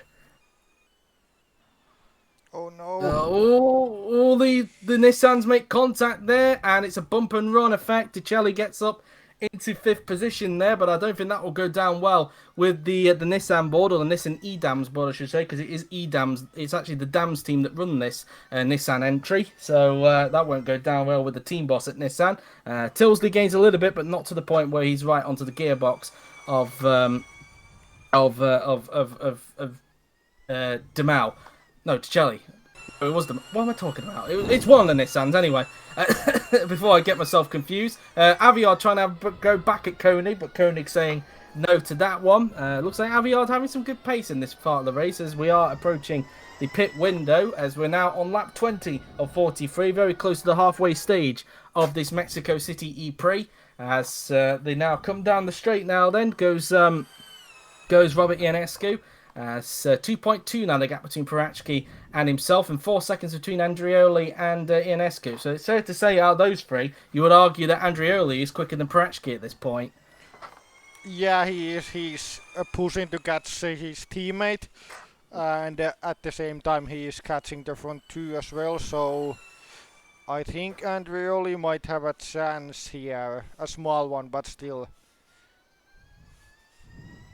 Yeah, indeed. As for some reason there, my Discord decided to play up on me a little bit there. But anyway, meanwhile, we're looking at Prazan now. Then he's trying to get back up into 9th after his little collision with Mocho. Side by side they go now. Then Prazan should get back up to 9th position there. Side by side they go, and that is P9 for the Jaguar driver. So back up to P9 he goes, and it looks like Quan is going to be under pressure soon from Ross Denholm, who's just right there. Denholm looks like he wants to try and get points in the Venturi. As they go down the straight now, then will Denholm try and get 10th place from the Vietnamese driver? He's going to the outside here. I think he's going to back out, and he is. So Quan's going to hold on for the moment. Here is Robbie Eskew in the gap, 2.1 seconds now between himself and Parachki. Is again Andreoli, 3.6 seconds. He's gaining on the pair of them at the moment as Ionescu continues to gain on Parachki at this point. And I think this is probably, if we're looking at it, probably going to come down to the pit stop stages, Yuri. Yeah, the pit stop stage will be crucial for this race. Yeah, and it'd be very interesting to see where these two end up. And in a way as well with Parachki and Jackson, because as you can see, it's still 1.5 seconds. It's kind of stabilised at that 1.5 window for quite a while. Well, we will see it now. Yes, because the pit stops are starting this lap. It's starting a lap earlier than I expected. It's going to be on lap 21, the mandatory pit stop start, and it's going to be NH Parachki that's going to be the first of the leaders to make a pit stop, as it looked like he had a little bit of an awkward entrance going into turn 2 there, as Ionescu's getting closer now then, so we're going to find out to see whether Ennis can try and get himself back into the lead of this race. And meanwhile, Kulizek looking to the inside of Sana Chue there, and not able to get the move done, and had to really back out there to avoid colliding into the back of her, as he's still stuck in in that Neo sandwich. I had a little bit of a cough there. But anyway, as you can see, the top 4 in the same shot right there, and it's, as I mentioned earlier, still stabilised at 1.5. It's now 1.1 between Parachki and Ionescu, and I think I was right. It did look like that Parachki had a little bit of an awkward entrance into turn 2, but even so, he still kept up with Jackson. I wonder if Jackson made a similar sort of entrance into the first corner to keep it at that 1.5 second buffer. But anyway, we're going to see Parachki be the first of the leaders to make the mandatory pit stop in this race. As excuse me, been talking a while, I'm starting to choke up a little bit. As now we come towards the second to last corner. Now coming onto the into the pits now, then will come Ennis Parachki in the Mercedes as he now comes into his box. And let's see what this pit stop is going to be like. He's going to be on the fresher tyres before Jackson does, at least for about a lap, because we think that Jackson is pitting well, on the lap that he's on now, lap 22, and we are And he correct. will. So he's only going to have one lap of those fresh tyres. Let's see how quick it's going to be then for Enis Parachki, as I do believe it is quite a long stop in this series, if I'm not mistaken, and it is 7.6 seconds, as they have the, we'll say the electric charge point, the advanced electric charge point in Phone Formula E. chargers. Yes, as it looks like somebody else is actually pitting this lap as well, judging from those mechanics, and there is. It's Rafael Duhamel in the Nissan. Parachki is going to come out, it looks like, in about 5th position, and he rejoins in 5th, just behind Dominic Ticelli at the moment, and just in front of Jake Tilsley in the Jaguar. He shouldn't have to worry about Tilsley because there was a bit of a gap between himself and Tilsley, because of course, let's not forget, with this pit exit, the drivers do still have to build up the speed when they come out of the pit lane, so there could be a sitting duck for people who are coming down the straight, but it looked like he had enough of a gap between himself and Tilsley. As we now ride on board with Brandon Jackson, who is of course pitting this lap, and if all goes well, he should still come out ahead of Parachki, because it's only one lap that Parachki is going to be on those fresher tyres compared to Jackson. But again, it all kind of depends really on what this ends up being like. Or how powerful the first tires are. Exactly. As now he comes towards the stadium section now then. Duhamel, meanwhile, after he's pitched up, rejoined in P11 ahead of Marvo Koenig. As Jackson now then, speaking of BMWs, is going to peel to the right. And he does indeed. So into the pits then comes the championship leader, Brandon Jackson. That will leave Robert Ionescu to take the lead of the race temporarily before he makes his mandatory pit stop, and it'd be very interesting to see who pits between him and Andreoli first off. But Jackson into the pits then for his mandatory pit stop. There are his mechanics. They all look the same, of course, because they are based on the Audi DTM mechanics, albeit without the Audi badges on there. But anyway, Jackson in the pits, and let's see where he's going to rejoin when compared to Enis Parachki now then. And he's still in 3rd position at the moment. I don't think the timer has updated itself properly yet. Yeah, he's still in 3rd position. I was just looking at the death panel there. It was just a little bit confusing. But here's Parachki, in fact. It's going to be a little bit close between the pair of them, as Ticelli's going to be in the pits. Is Parachki going to overtake Jackson? Let's see. There's Jackson, who's just come out of the pit exit right there. He has to have some time to build up the speed. Parachki doesn't, but I don't think it's going to be enough, and I think Jackson is going to be out in front again, but it's a lot closer than last time, Yuri. It just wasn't enough for Parachki. He pushed really hard on the outlap, but now I'm not sure if he can get Jackson anymore. Ross Denholm now then is into the pits. He's in the pits as mentioned, as was Ticelli. Meanwhile, rejoins in 9th. He's still ahead of his teammate Rafael Duhamel. Denholm in the pits for Venturi. He finishes the pit stop, as is Marvo Koenig, who's had a little bit of an adventurous race, it's fair to say. Same goes for the likes of Haji Prazan and Michael Mocho in this race. Koenig now then coming out of the pit lane, and I think he's going to rejoin around about towards the back of the field, it looks like, maybe even in last. Koenig rejoined. I think he is going to be last, and he might not be. No, he's going to be joining second to last as the driver behind, Kochi Chion. Such a shame for him. He's pitting this lap. But at the moment, it is currently an Audi 1-2, but both Ionescu and Andreoli still need to pit, and it'll be interesting to see when they pit. It's Kulizek now attacking Chue for 14th position, but again, Chue, who's been defending him for quite a while, stays in 14th position. And again, Kulizek has got to be aware of Chue's teammate, which is Jaswant Kumar, as contact between Koenig and Kochi Chiong there, but luckily no dramas there, as of course Koenig came out of the pits a little bit earlier on. The Audi's still wheeling around for a little bit, as the gap is actually only 2 seconds between the two Audi drivers, as Jake Tilsley in the Jaguar has just come into the pits. The gap 2 seconds, in fact it was 1.3 actually, so in fact it shows how much Andreoli's pace is compared to... The two Audis will fight for which one of them will pit first. Yep, indeed. It'll be interesting to see which one the game decides is going to be one of the Audi drivers that pits first. Hopefully it doesn't lead to a double stack, because that would be a disaster and a bit of a blunder from Audi. I looked at the consumption, and it will just be the one who is at front will pit first, and the one that's behind will wait a lap. Okay, fair enough. As Now look at Aji Prazan now then, is on the back of Mocho. Those two still needing to pit, of course. Tilsley, meanwhile, rejoins ninth after his pit stop as Demel is all over the back now of Leighton Aviard's Porsche as they now make their way towards the chicane. As Coach Chung Cheon is now into the pits, and I believe his brother Kochi is also in the pits. Yes, both the Cheon brothers are into the pits this lap as Aviard defending from Rafael Demel. And now coming around the chicane we go. As meanwhile, Ionescu up in the gap a little bit between himself and Andrioli. As Just Want Kumar stuck behind, and Denholm's going to punish him for that. Denholm on the inside, and that's P16 for the Scotsman. Denholm, of course, already making a pit stop, so he's on fresher tyres compared to these two. These two, of course, being Kulizek and Kumar, who are still yet to pit. And Ionescu is pitting this lap, in fact, as you can see with the red indicator on the top of Andrioli. So Robert Ionescu will be pitting at the end of this lap now then. So you were right earlier on, Yuri. Ionescu will be the first of the Audis to pit, and then Andrioli will pit on the next lap. Is Ionescu having trouble trying to lap Cheong there? And, well, I don't know what Coach John was doing there. Clearly a little bit of miscommunication there on the part of the Venturi guys. And it's allowed Andrioli to close a little bit as a result. And let's not forget, Cheong does have fresher tyres compared to Ionescu. Yeah, so he's going to be a little bit quicker. Back. Perhaps, unless have to wait and see as they now make their way through into the S's now then.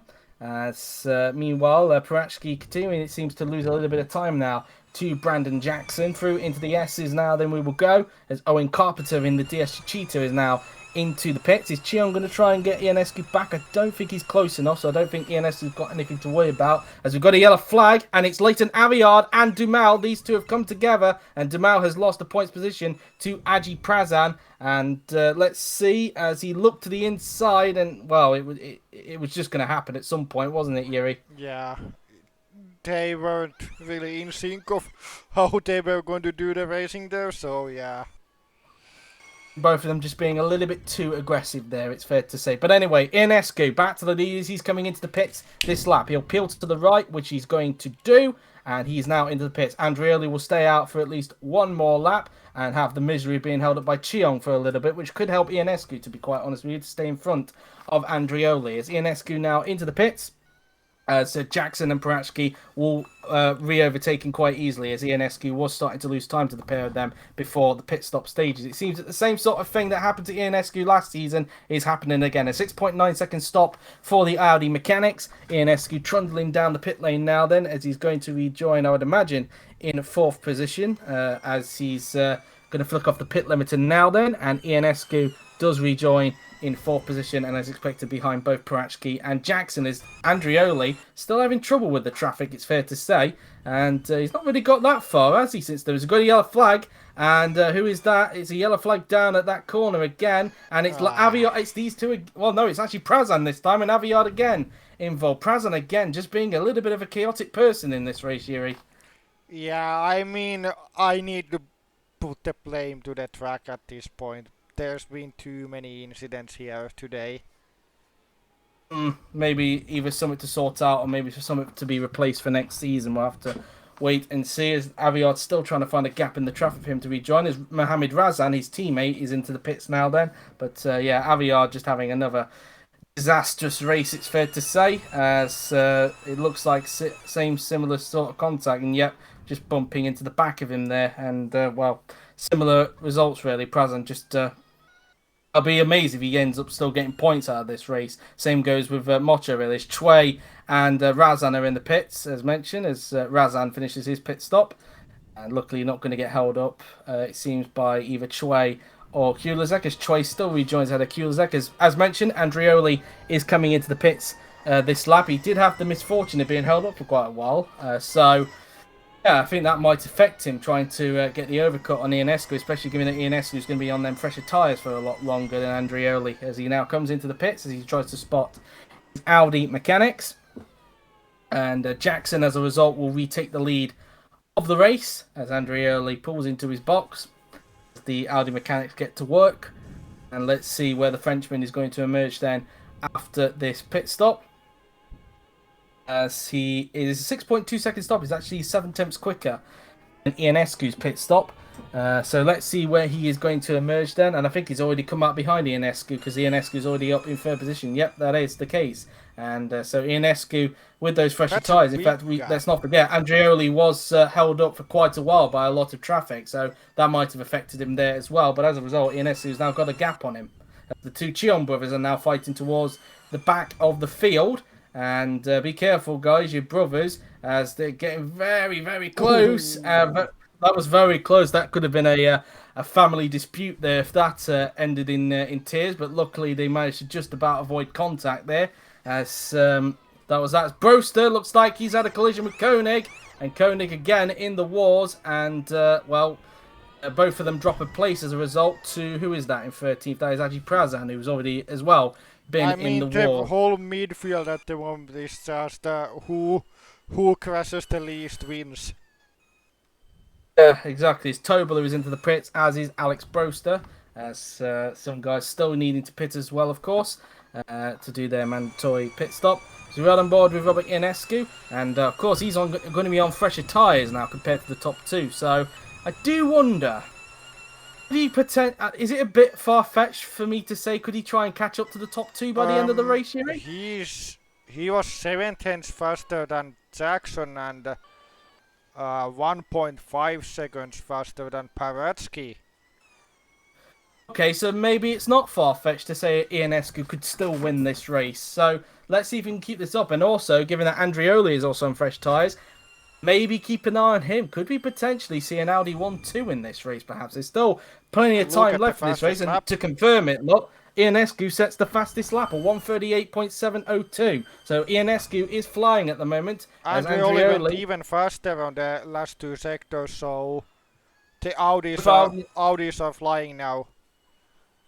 I think it's a similar situation to what we saw with the BMWs at the Sao Paulo ePrix, the tyre where the fresher tyre is clearly helping one team out better. So Audi could still get a 1-2 finish in this race. And, well, that would be massive for them, given that they are, of course, the reigning team's champions, looking to defend it this season and hopefully try and also win the driver's title. Was Agatina Bavona, of course, who finished second earlier on in the week in the F2 series. Obviously won the championship with them last season after a dominant display, breaking the record for the most wins in a Formula E season as well, taking Tobias Kress' record for that measure. Both of them in F2 this season. Kumar now into the pits for his mandatory pit stop.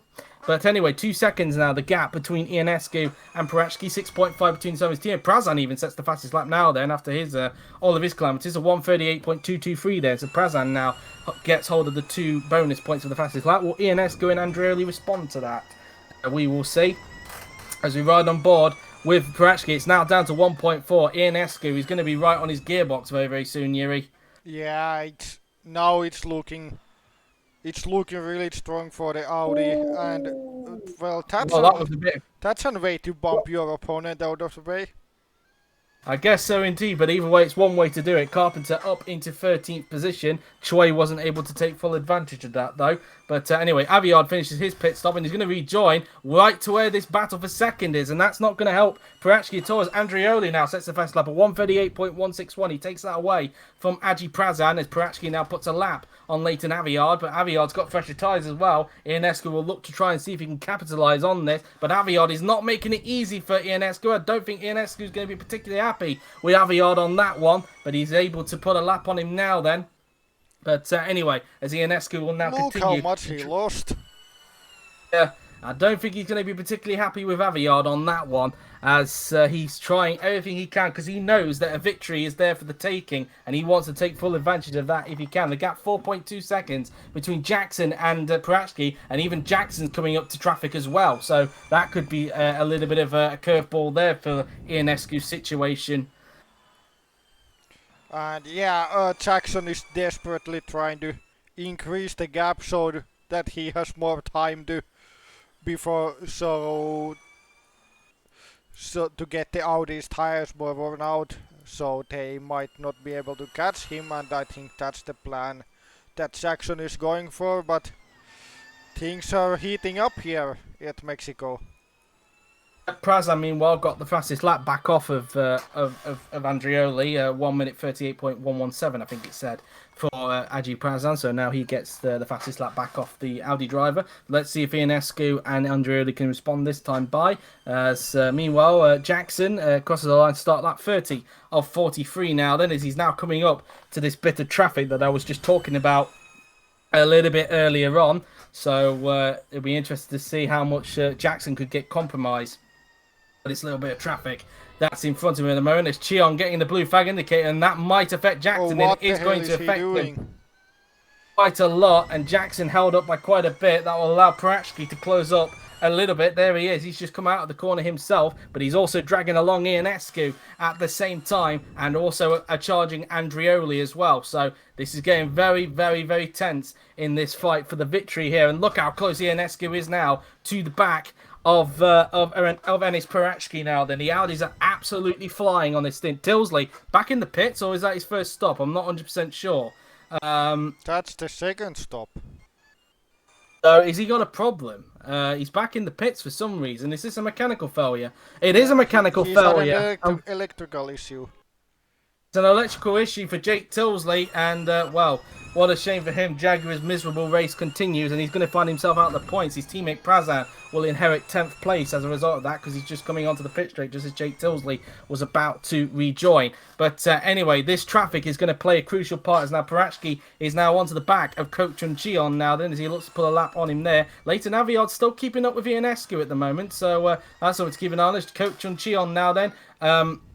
Getting out of the way of Enis Parachki, and Ionescu will want him to get out of the way as well as quickly as possible, and he's not going to be in the best of moods if he doesn't get out of the way pretty quickly, as now coming around the section of colours. There's Andrioli as well, as Aviard's in the middle of the two Audis at the moment.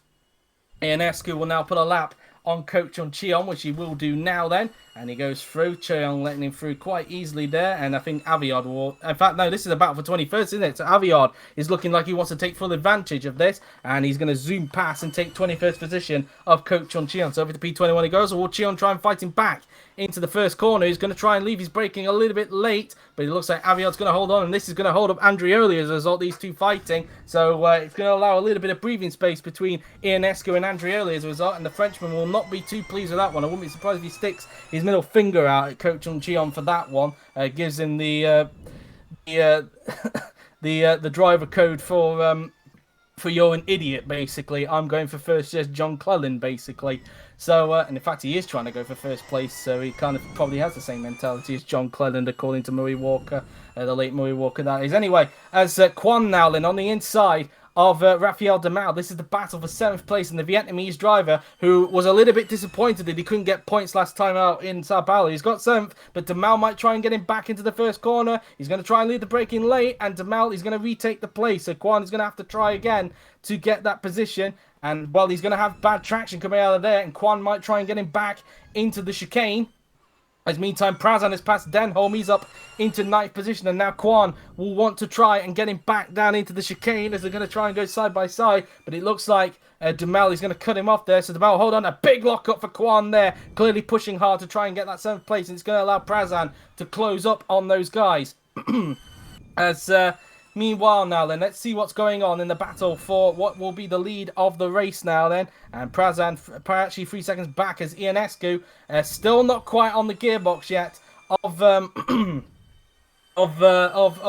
Parachki just yet. Aviard still keeping up thanks to the fresher tyres on Ionescu, and Andrioli not able to close up just yet. It's Jackson now on the back of some traffic himself now then, as he now puts a lap on one of the Mahindra drivers. That Mahindra driver, I think, is it's Kochi Cheong now then, the guy who unfortunately after a good start dropped back after the contact he had with Marvo Koenig a little bit earlier on, as Ionescu doing everything to try and gap Leighton Aviard, who will soon maybe potentially have to let through Santino Andrioli if he's not careful. Anyway, Sana Chue now then has lost a place now, then she's dropped down into 16th position. 1 second now, the gap between Parachki and, meanwhile, the two Neos fighting for 16th. Kumar trying to have a go at Chue there into the stadium section. as it was Broster, no, it was Kulizek, in fact, that finally got by Chui. As Quan has got Dumal, but is Dumal going to do the same thing like he did earlier on? He's going to lead the break in late, and once again, Quan doesn't prepare himself for that, or does he? But now look at this, Prazan is now in this fight as well. Quan really didn't learn from what he did the previous lap, and now Prazan could punish the pair of them as a result. As Prazan trying to get a hold of the slipstream in front now. Then it looks like he's going to get Quan. Is he also going to get the other position as well? As they're going to make it 3 wide. It seems Quan's been blocked off there. As contact's been made between Quan and Demel. And Prazan says, thank you very much. I'm taking hold of P7 there. Great stuff from Prazan, considering the fact that he's also been a little bit of a troublemaker. And now Denholm and Tilsley want a piece of the action in that fight for what is now 8th place. But at least now Quan, Quan I think has now cleared Demal, albeit at the expense of Prazan getting by. Here comes Kumar now then having a go at Chui, but Chui is going to hold on for the moment as they're still keeping up with Kulizek in the Virgin Racing car. It's all kicking off. Now look at this. Ionescu right onto the gearbox of Enis Parachki now in the battle for 2nd place. Is he going to maybe try and go for a move into the chicane? He's going to look to the inside, but Enis closes the door. Ionescu looking back to the outside, and Enis realises his pressure there, and now they go through into the chicane now then, as Denholm has now lost a place to Tilsley. Tilsley now up into 10th position. He's now into the points, so double points now for the 2 Jaguar drivers, as now the battle for 2nd place continues as they've got Kochi Chion right in front of them now then, so a little bit more traffic to deal with. Brandon Jackson has already dealt with that bit of traffic, and now it's Parachki and Ionescu's turn to deal with it. So this could get very, very interesting now in this fight for 2nd. And also keep an eye on Andrioli, is not too far behind. As Ionescu actually trying to look to the outside now in a Parachki, but I don't think he's far enough behind. So he's going to have to wait until the pit straight perhaps to try and see if he can get Parachki for 2nd place as he looks to try and win this race. But he's only got really, 10 laps to go still. And if this keeps up, Jackson could give himself a bit of a comfortable gap as they now make their way through the Mansell corner before making their way through the peloton. As Parachki and Ionescu will now attempt to lap Kochi Chion down the pit straight now then. And Parachki in the slipstream of Chion, as we've got 10 laps to go in this race. And Parachki now putting a lap on the Kochi Chion now then. And Ionescu I think is going to do the same. Yes, he is. Easy done there. And now he will allow both Chion and Aviard to fight for 20th position. And you can see Parachki already going defensive, already sensing that Ionescu is in his slipstream there. As now they go through into the first few turns. Keep an eye on Andrioli, who's not far behind this either. As now Ionescu right into the gearbox. As Tilsley is up into 9th. He's past Demouse up into P9. He goes now. Then 7th and 9th for the 2 Jaguars. Ionescu trying to have a go at Parachki. So close to contact there. Ionescu he's going to try and hang it around the outside if he can. But Parachki going to hold off. I thought for a minute there he was actually going to pull the move off, and that would have been overtaking the race if he did that. Chion trying to unlap himself, but Ionescu saying no to that. As Andrioli now trying to lap Leighton Aviard through into the double right hands. He's been stuck behind the Porsche for quite a while, and I think he's going to finally get a lap on the Porsche, and now he can go and try and lap the Mahindra if he can, and now get himself into that fight for 2nd. But Ionescu losing a bit of time to Parachki after that attempt of an overtake there, and all this time wasted is just going to allow Jackson to just keep that gap at that 4.5 second mark. Ionescu needs to hurry up if he wants to win this race. Yeah, the time is getting smaller and smaller for him. Indeed, as they now make their way through the stadium section. They've not got any more major traffic to deal with now. As Koenig, meanwhile, has passed Denholm. He's now up to 11th position. Meantime, the 2 Neos again fighting. Kumar on the inside of Chio. Chui now then, as they now make their way down the inside. Kumar on the inside, and that's going to be P16 for the Indian driver. Over to P16 goes Kumar. Chui now then down into 17th position as Ionescu tries to catch back up, and now as Aviard in fact is actually unlapping himself. He clearly wants that 20th place of a Kochi Chion, but Andrioli telling him no, get behind son, I'm ahead. But Aviard saying no, I want that 20th place of a Kochi Chion at the moment. And well, this is costing Andrioli any chance of victory, and Aviard again just making things a little bit awkward. Andrioli there now, Andrioli probably giving him the middle finger as a result of that. But yeah, that's not going to help Andrioli's chances of trying to go for the win at the moment. 6.6. 6.6. All that traffic is costing Andrioli dearly. Tobler now has got ahead of Chui now then. I get Chiong and Chui mixed up for some reason. But Tobler up into 17th position now. Then we go. As Chui is now starting to fall back. on this stint, as we've got 9 laps to go, including this one, or 8 and a bit laps, I should say. Ionescu, as mentioned, he needs to hurry up if he wants to win this race and get onto the back of Prachki. 0.5 seconds now, the gap between Prachki and Ionescu now then.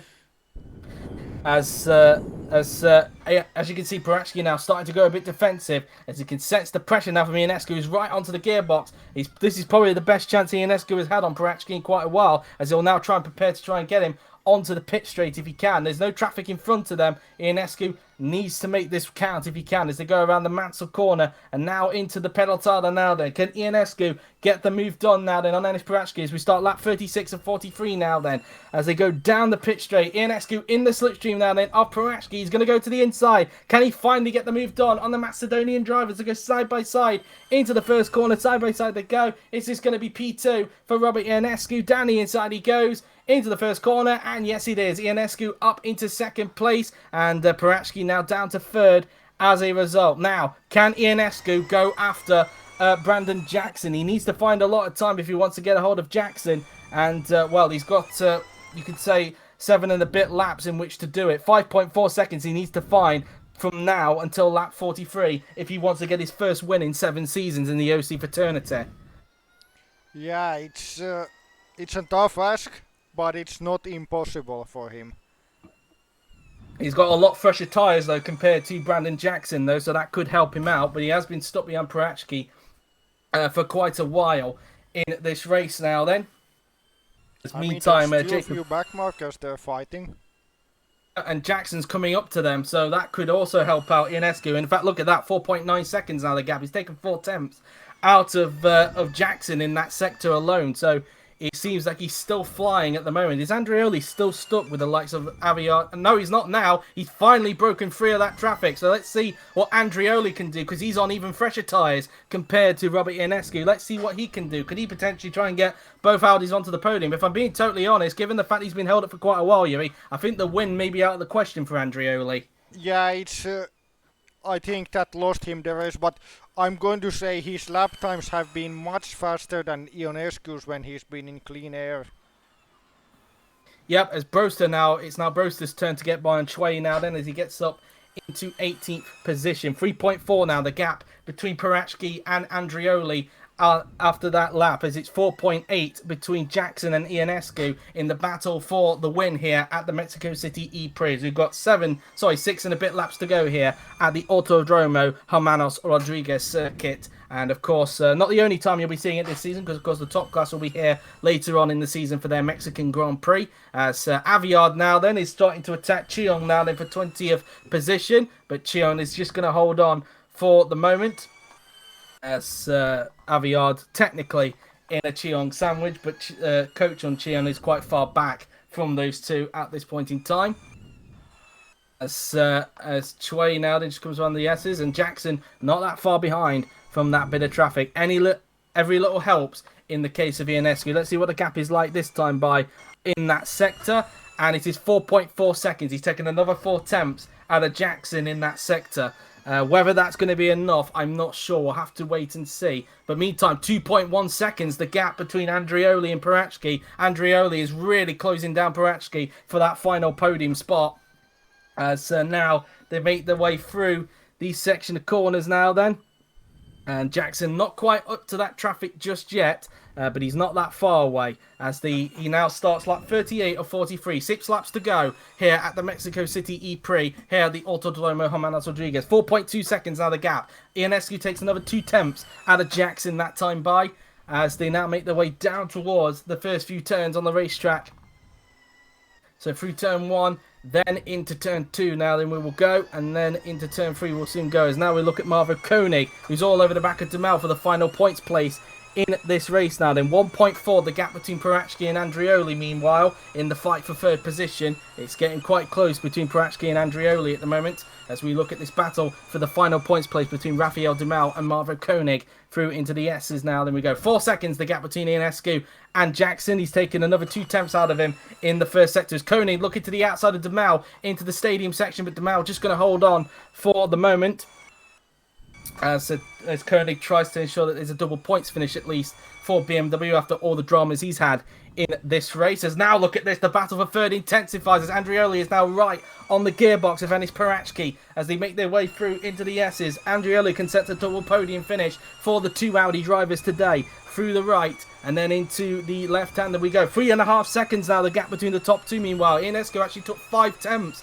out of Jackson in the second sector there. As now Andrioli on the back of Parachki thought about having a look, but he's going to hold back for the moment. There's contact between the pair. Can they keep it together? No, Andrioli is around and Parachki's going to keep on a third. Andrioli's got to get it turned around quickly because there may be more cars coming. And Andrioli's still in fourth, but I think that's the podium gone for him as he's now behind that traffic again.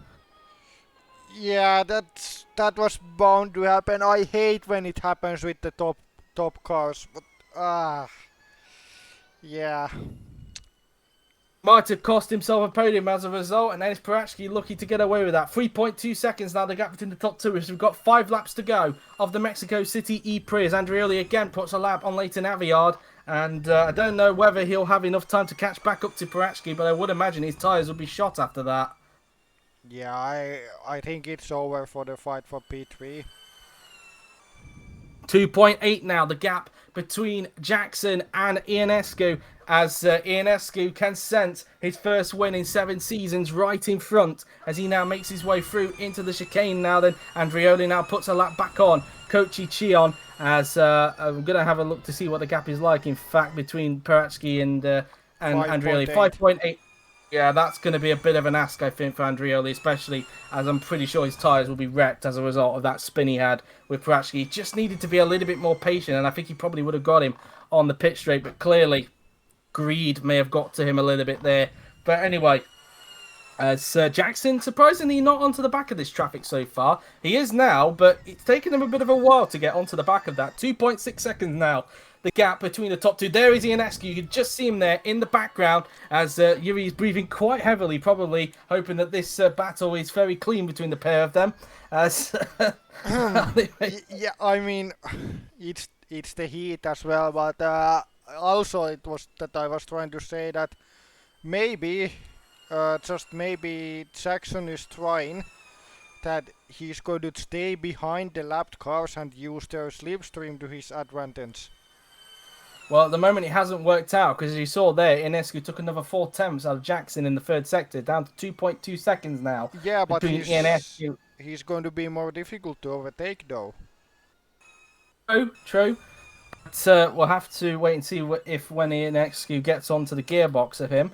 And as we now look to see what the rest of the field is doing at the moment. As you can see, Mocho gaining 9 places. He's somehow got up into 6th place after all that. Same with Prazan, who's up in 7th place. But overall, he's lost 5 places after that start he had, of course. As Aviard's still stuck behind Kochi Chiong in this race. And as Aviard now then going to look to the inside into the chicane. Is Chiong going to let the door open for him? It's getting quite close between the pair. Is Aviard going to get the traction? No, Kochi just going to hold on for the moment now. Then 2 seconds, the gap between Ionescu and Jackson. What's it like now then at the end of Sector 2? 1.7 seconds. Jackson is now coming up to lap Sana Choi. So if Ionescu wants to win, he's got to lap Choi himself. And, well, Jackson probably not using the slipstream there, but he's still got a bit of traffic in front at the moment. So who knows, really. But Ionescu is right there as we're going to have 3 laps to go when Jackson crosses the line.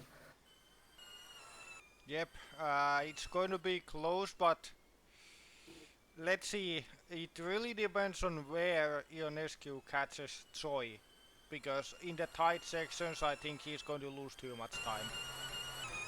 Laps to go in this race. The gap still 1.7 seconds as we speak at the moment. As Razin all over the back of Kulazek in the fight for 14th position, whilst also having Kumar right behind as well.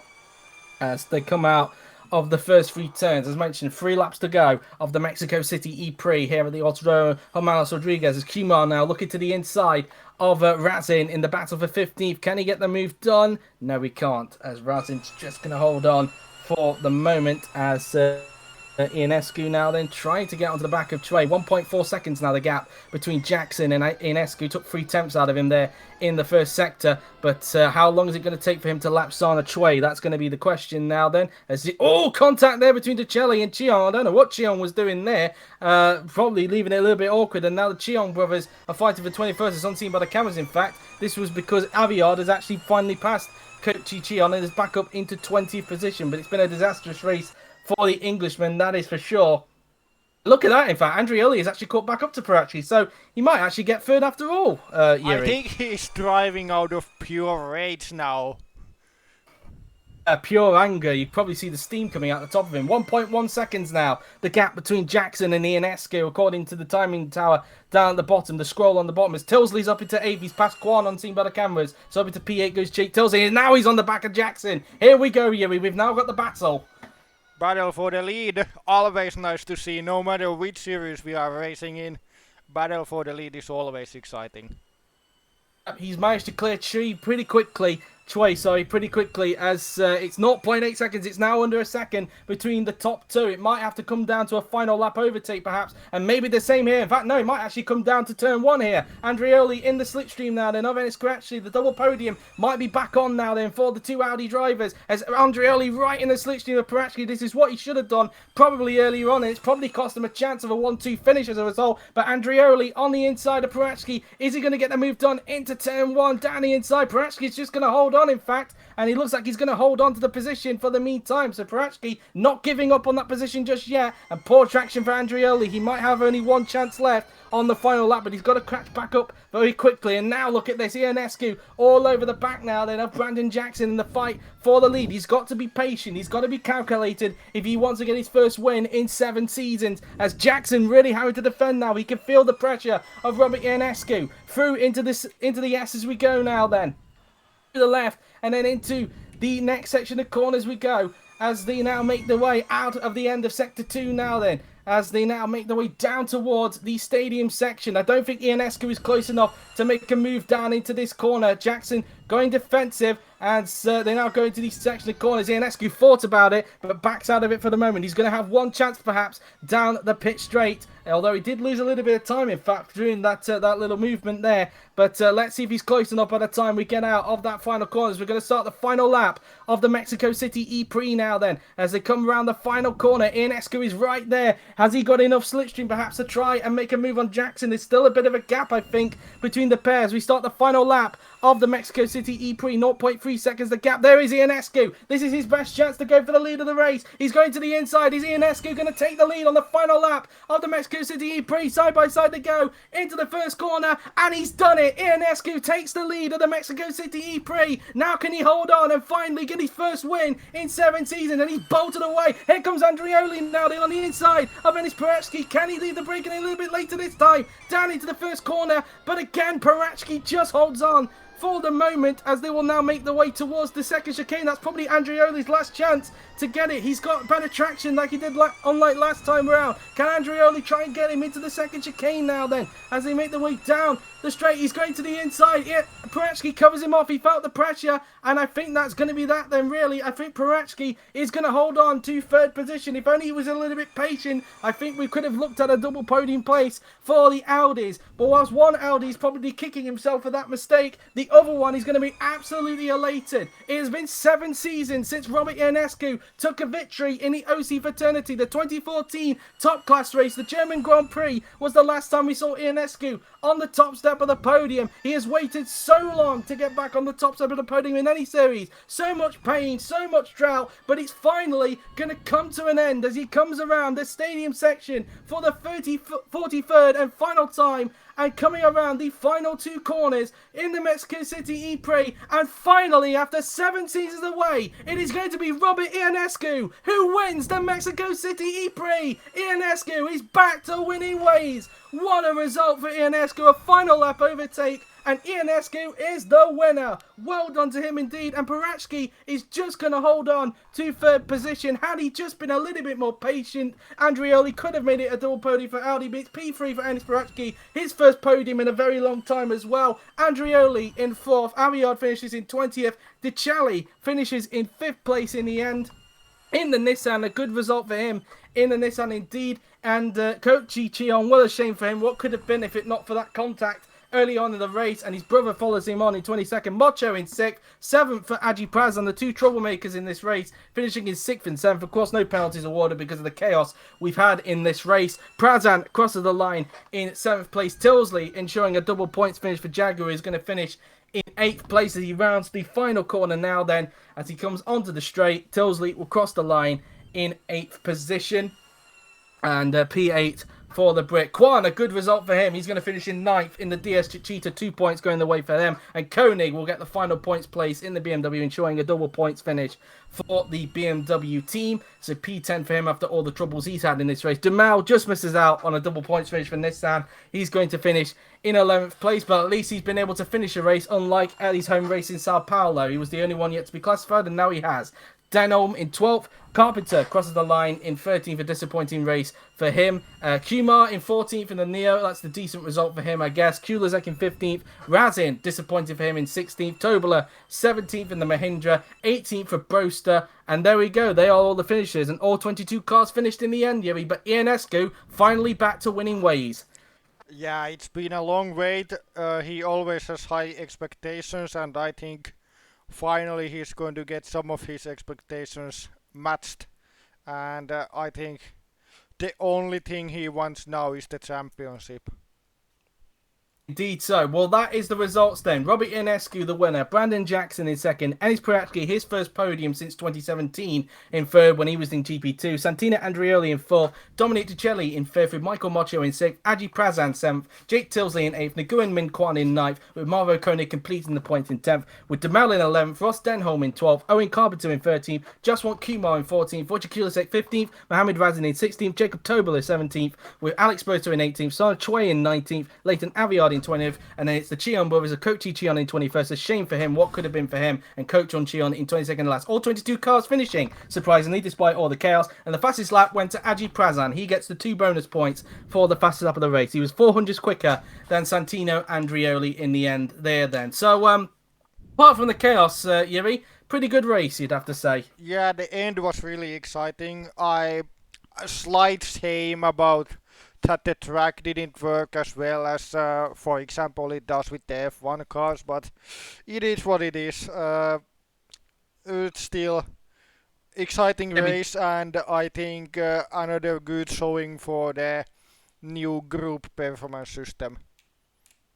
We'll have to find out if Mexico will still be on the calendar next season, or whether you can find a fix or not for him. I'm not sure. Well, that has been it then for the Mexico City ePrix. A pretty exciting race despite the chaos nonetheless. And Robert Ionescu back on the top step of the podium for the first time in 7 seasons. The next time Formula E will be with you will be in 2 weeks' time for the American doubleheader. The Saturday being at Road Atlanta for the Atlanta ePrix. And then on the Sunday, the day after, we'll be off to Dodge Island for the Miami ePrix, of course. Whether that will be pre-recorded or not, we'll have to wait and see. But next week, of course, World Champ Car returns at Road America. The first ever time an OC race will happen at Road America. Again, whether that will be pre-recorded or not, we'll have to wait and see, because, of course, next week we have the F1 Austrian Grand Prix in real life, so bear that one in mind. But until then, guys, that has been it. I hope you have enjoyed it. Of course, tomorrow we have the F2 qualifying session over at Hockenheim, and then, of course, the top class sessions for the German Grand Prix as well. The practice qualifying on the Tuesday and the race on the Wednesday as well, so do look forward to that. But until then, that has been it. Hope you enjoyed it. Thank you very much for watching. I've been JW97, he's been Yuri Marta, and we will see you in 2 weeks' time for the American doubleheader for Formula E at Road Atlanta and Dodge Island in Miami. Till then, take care.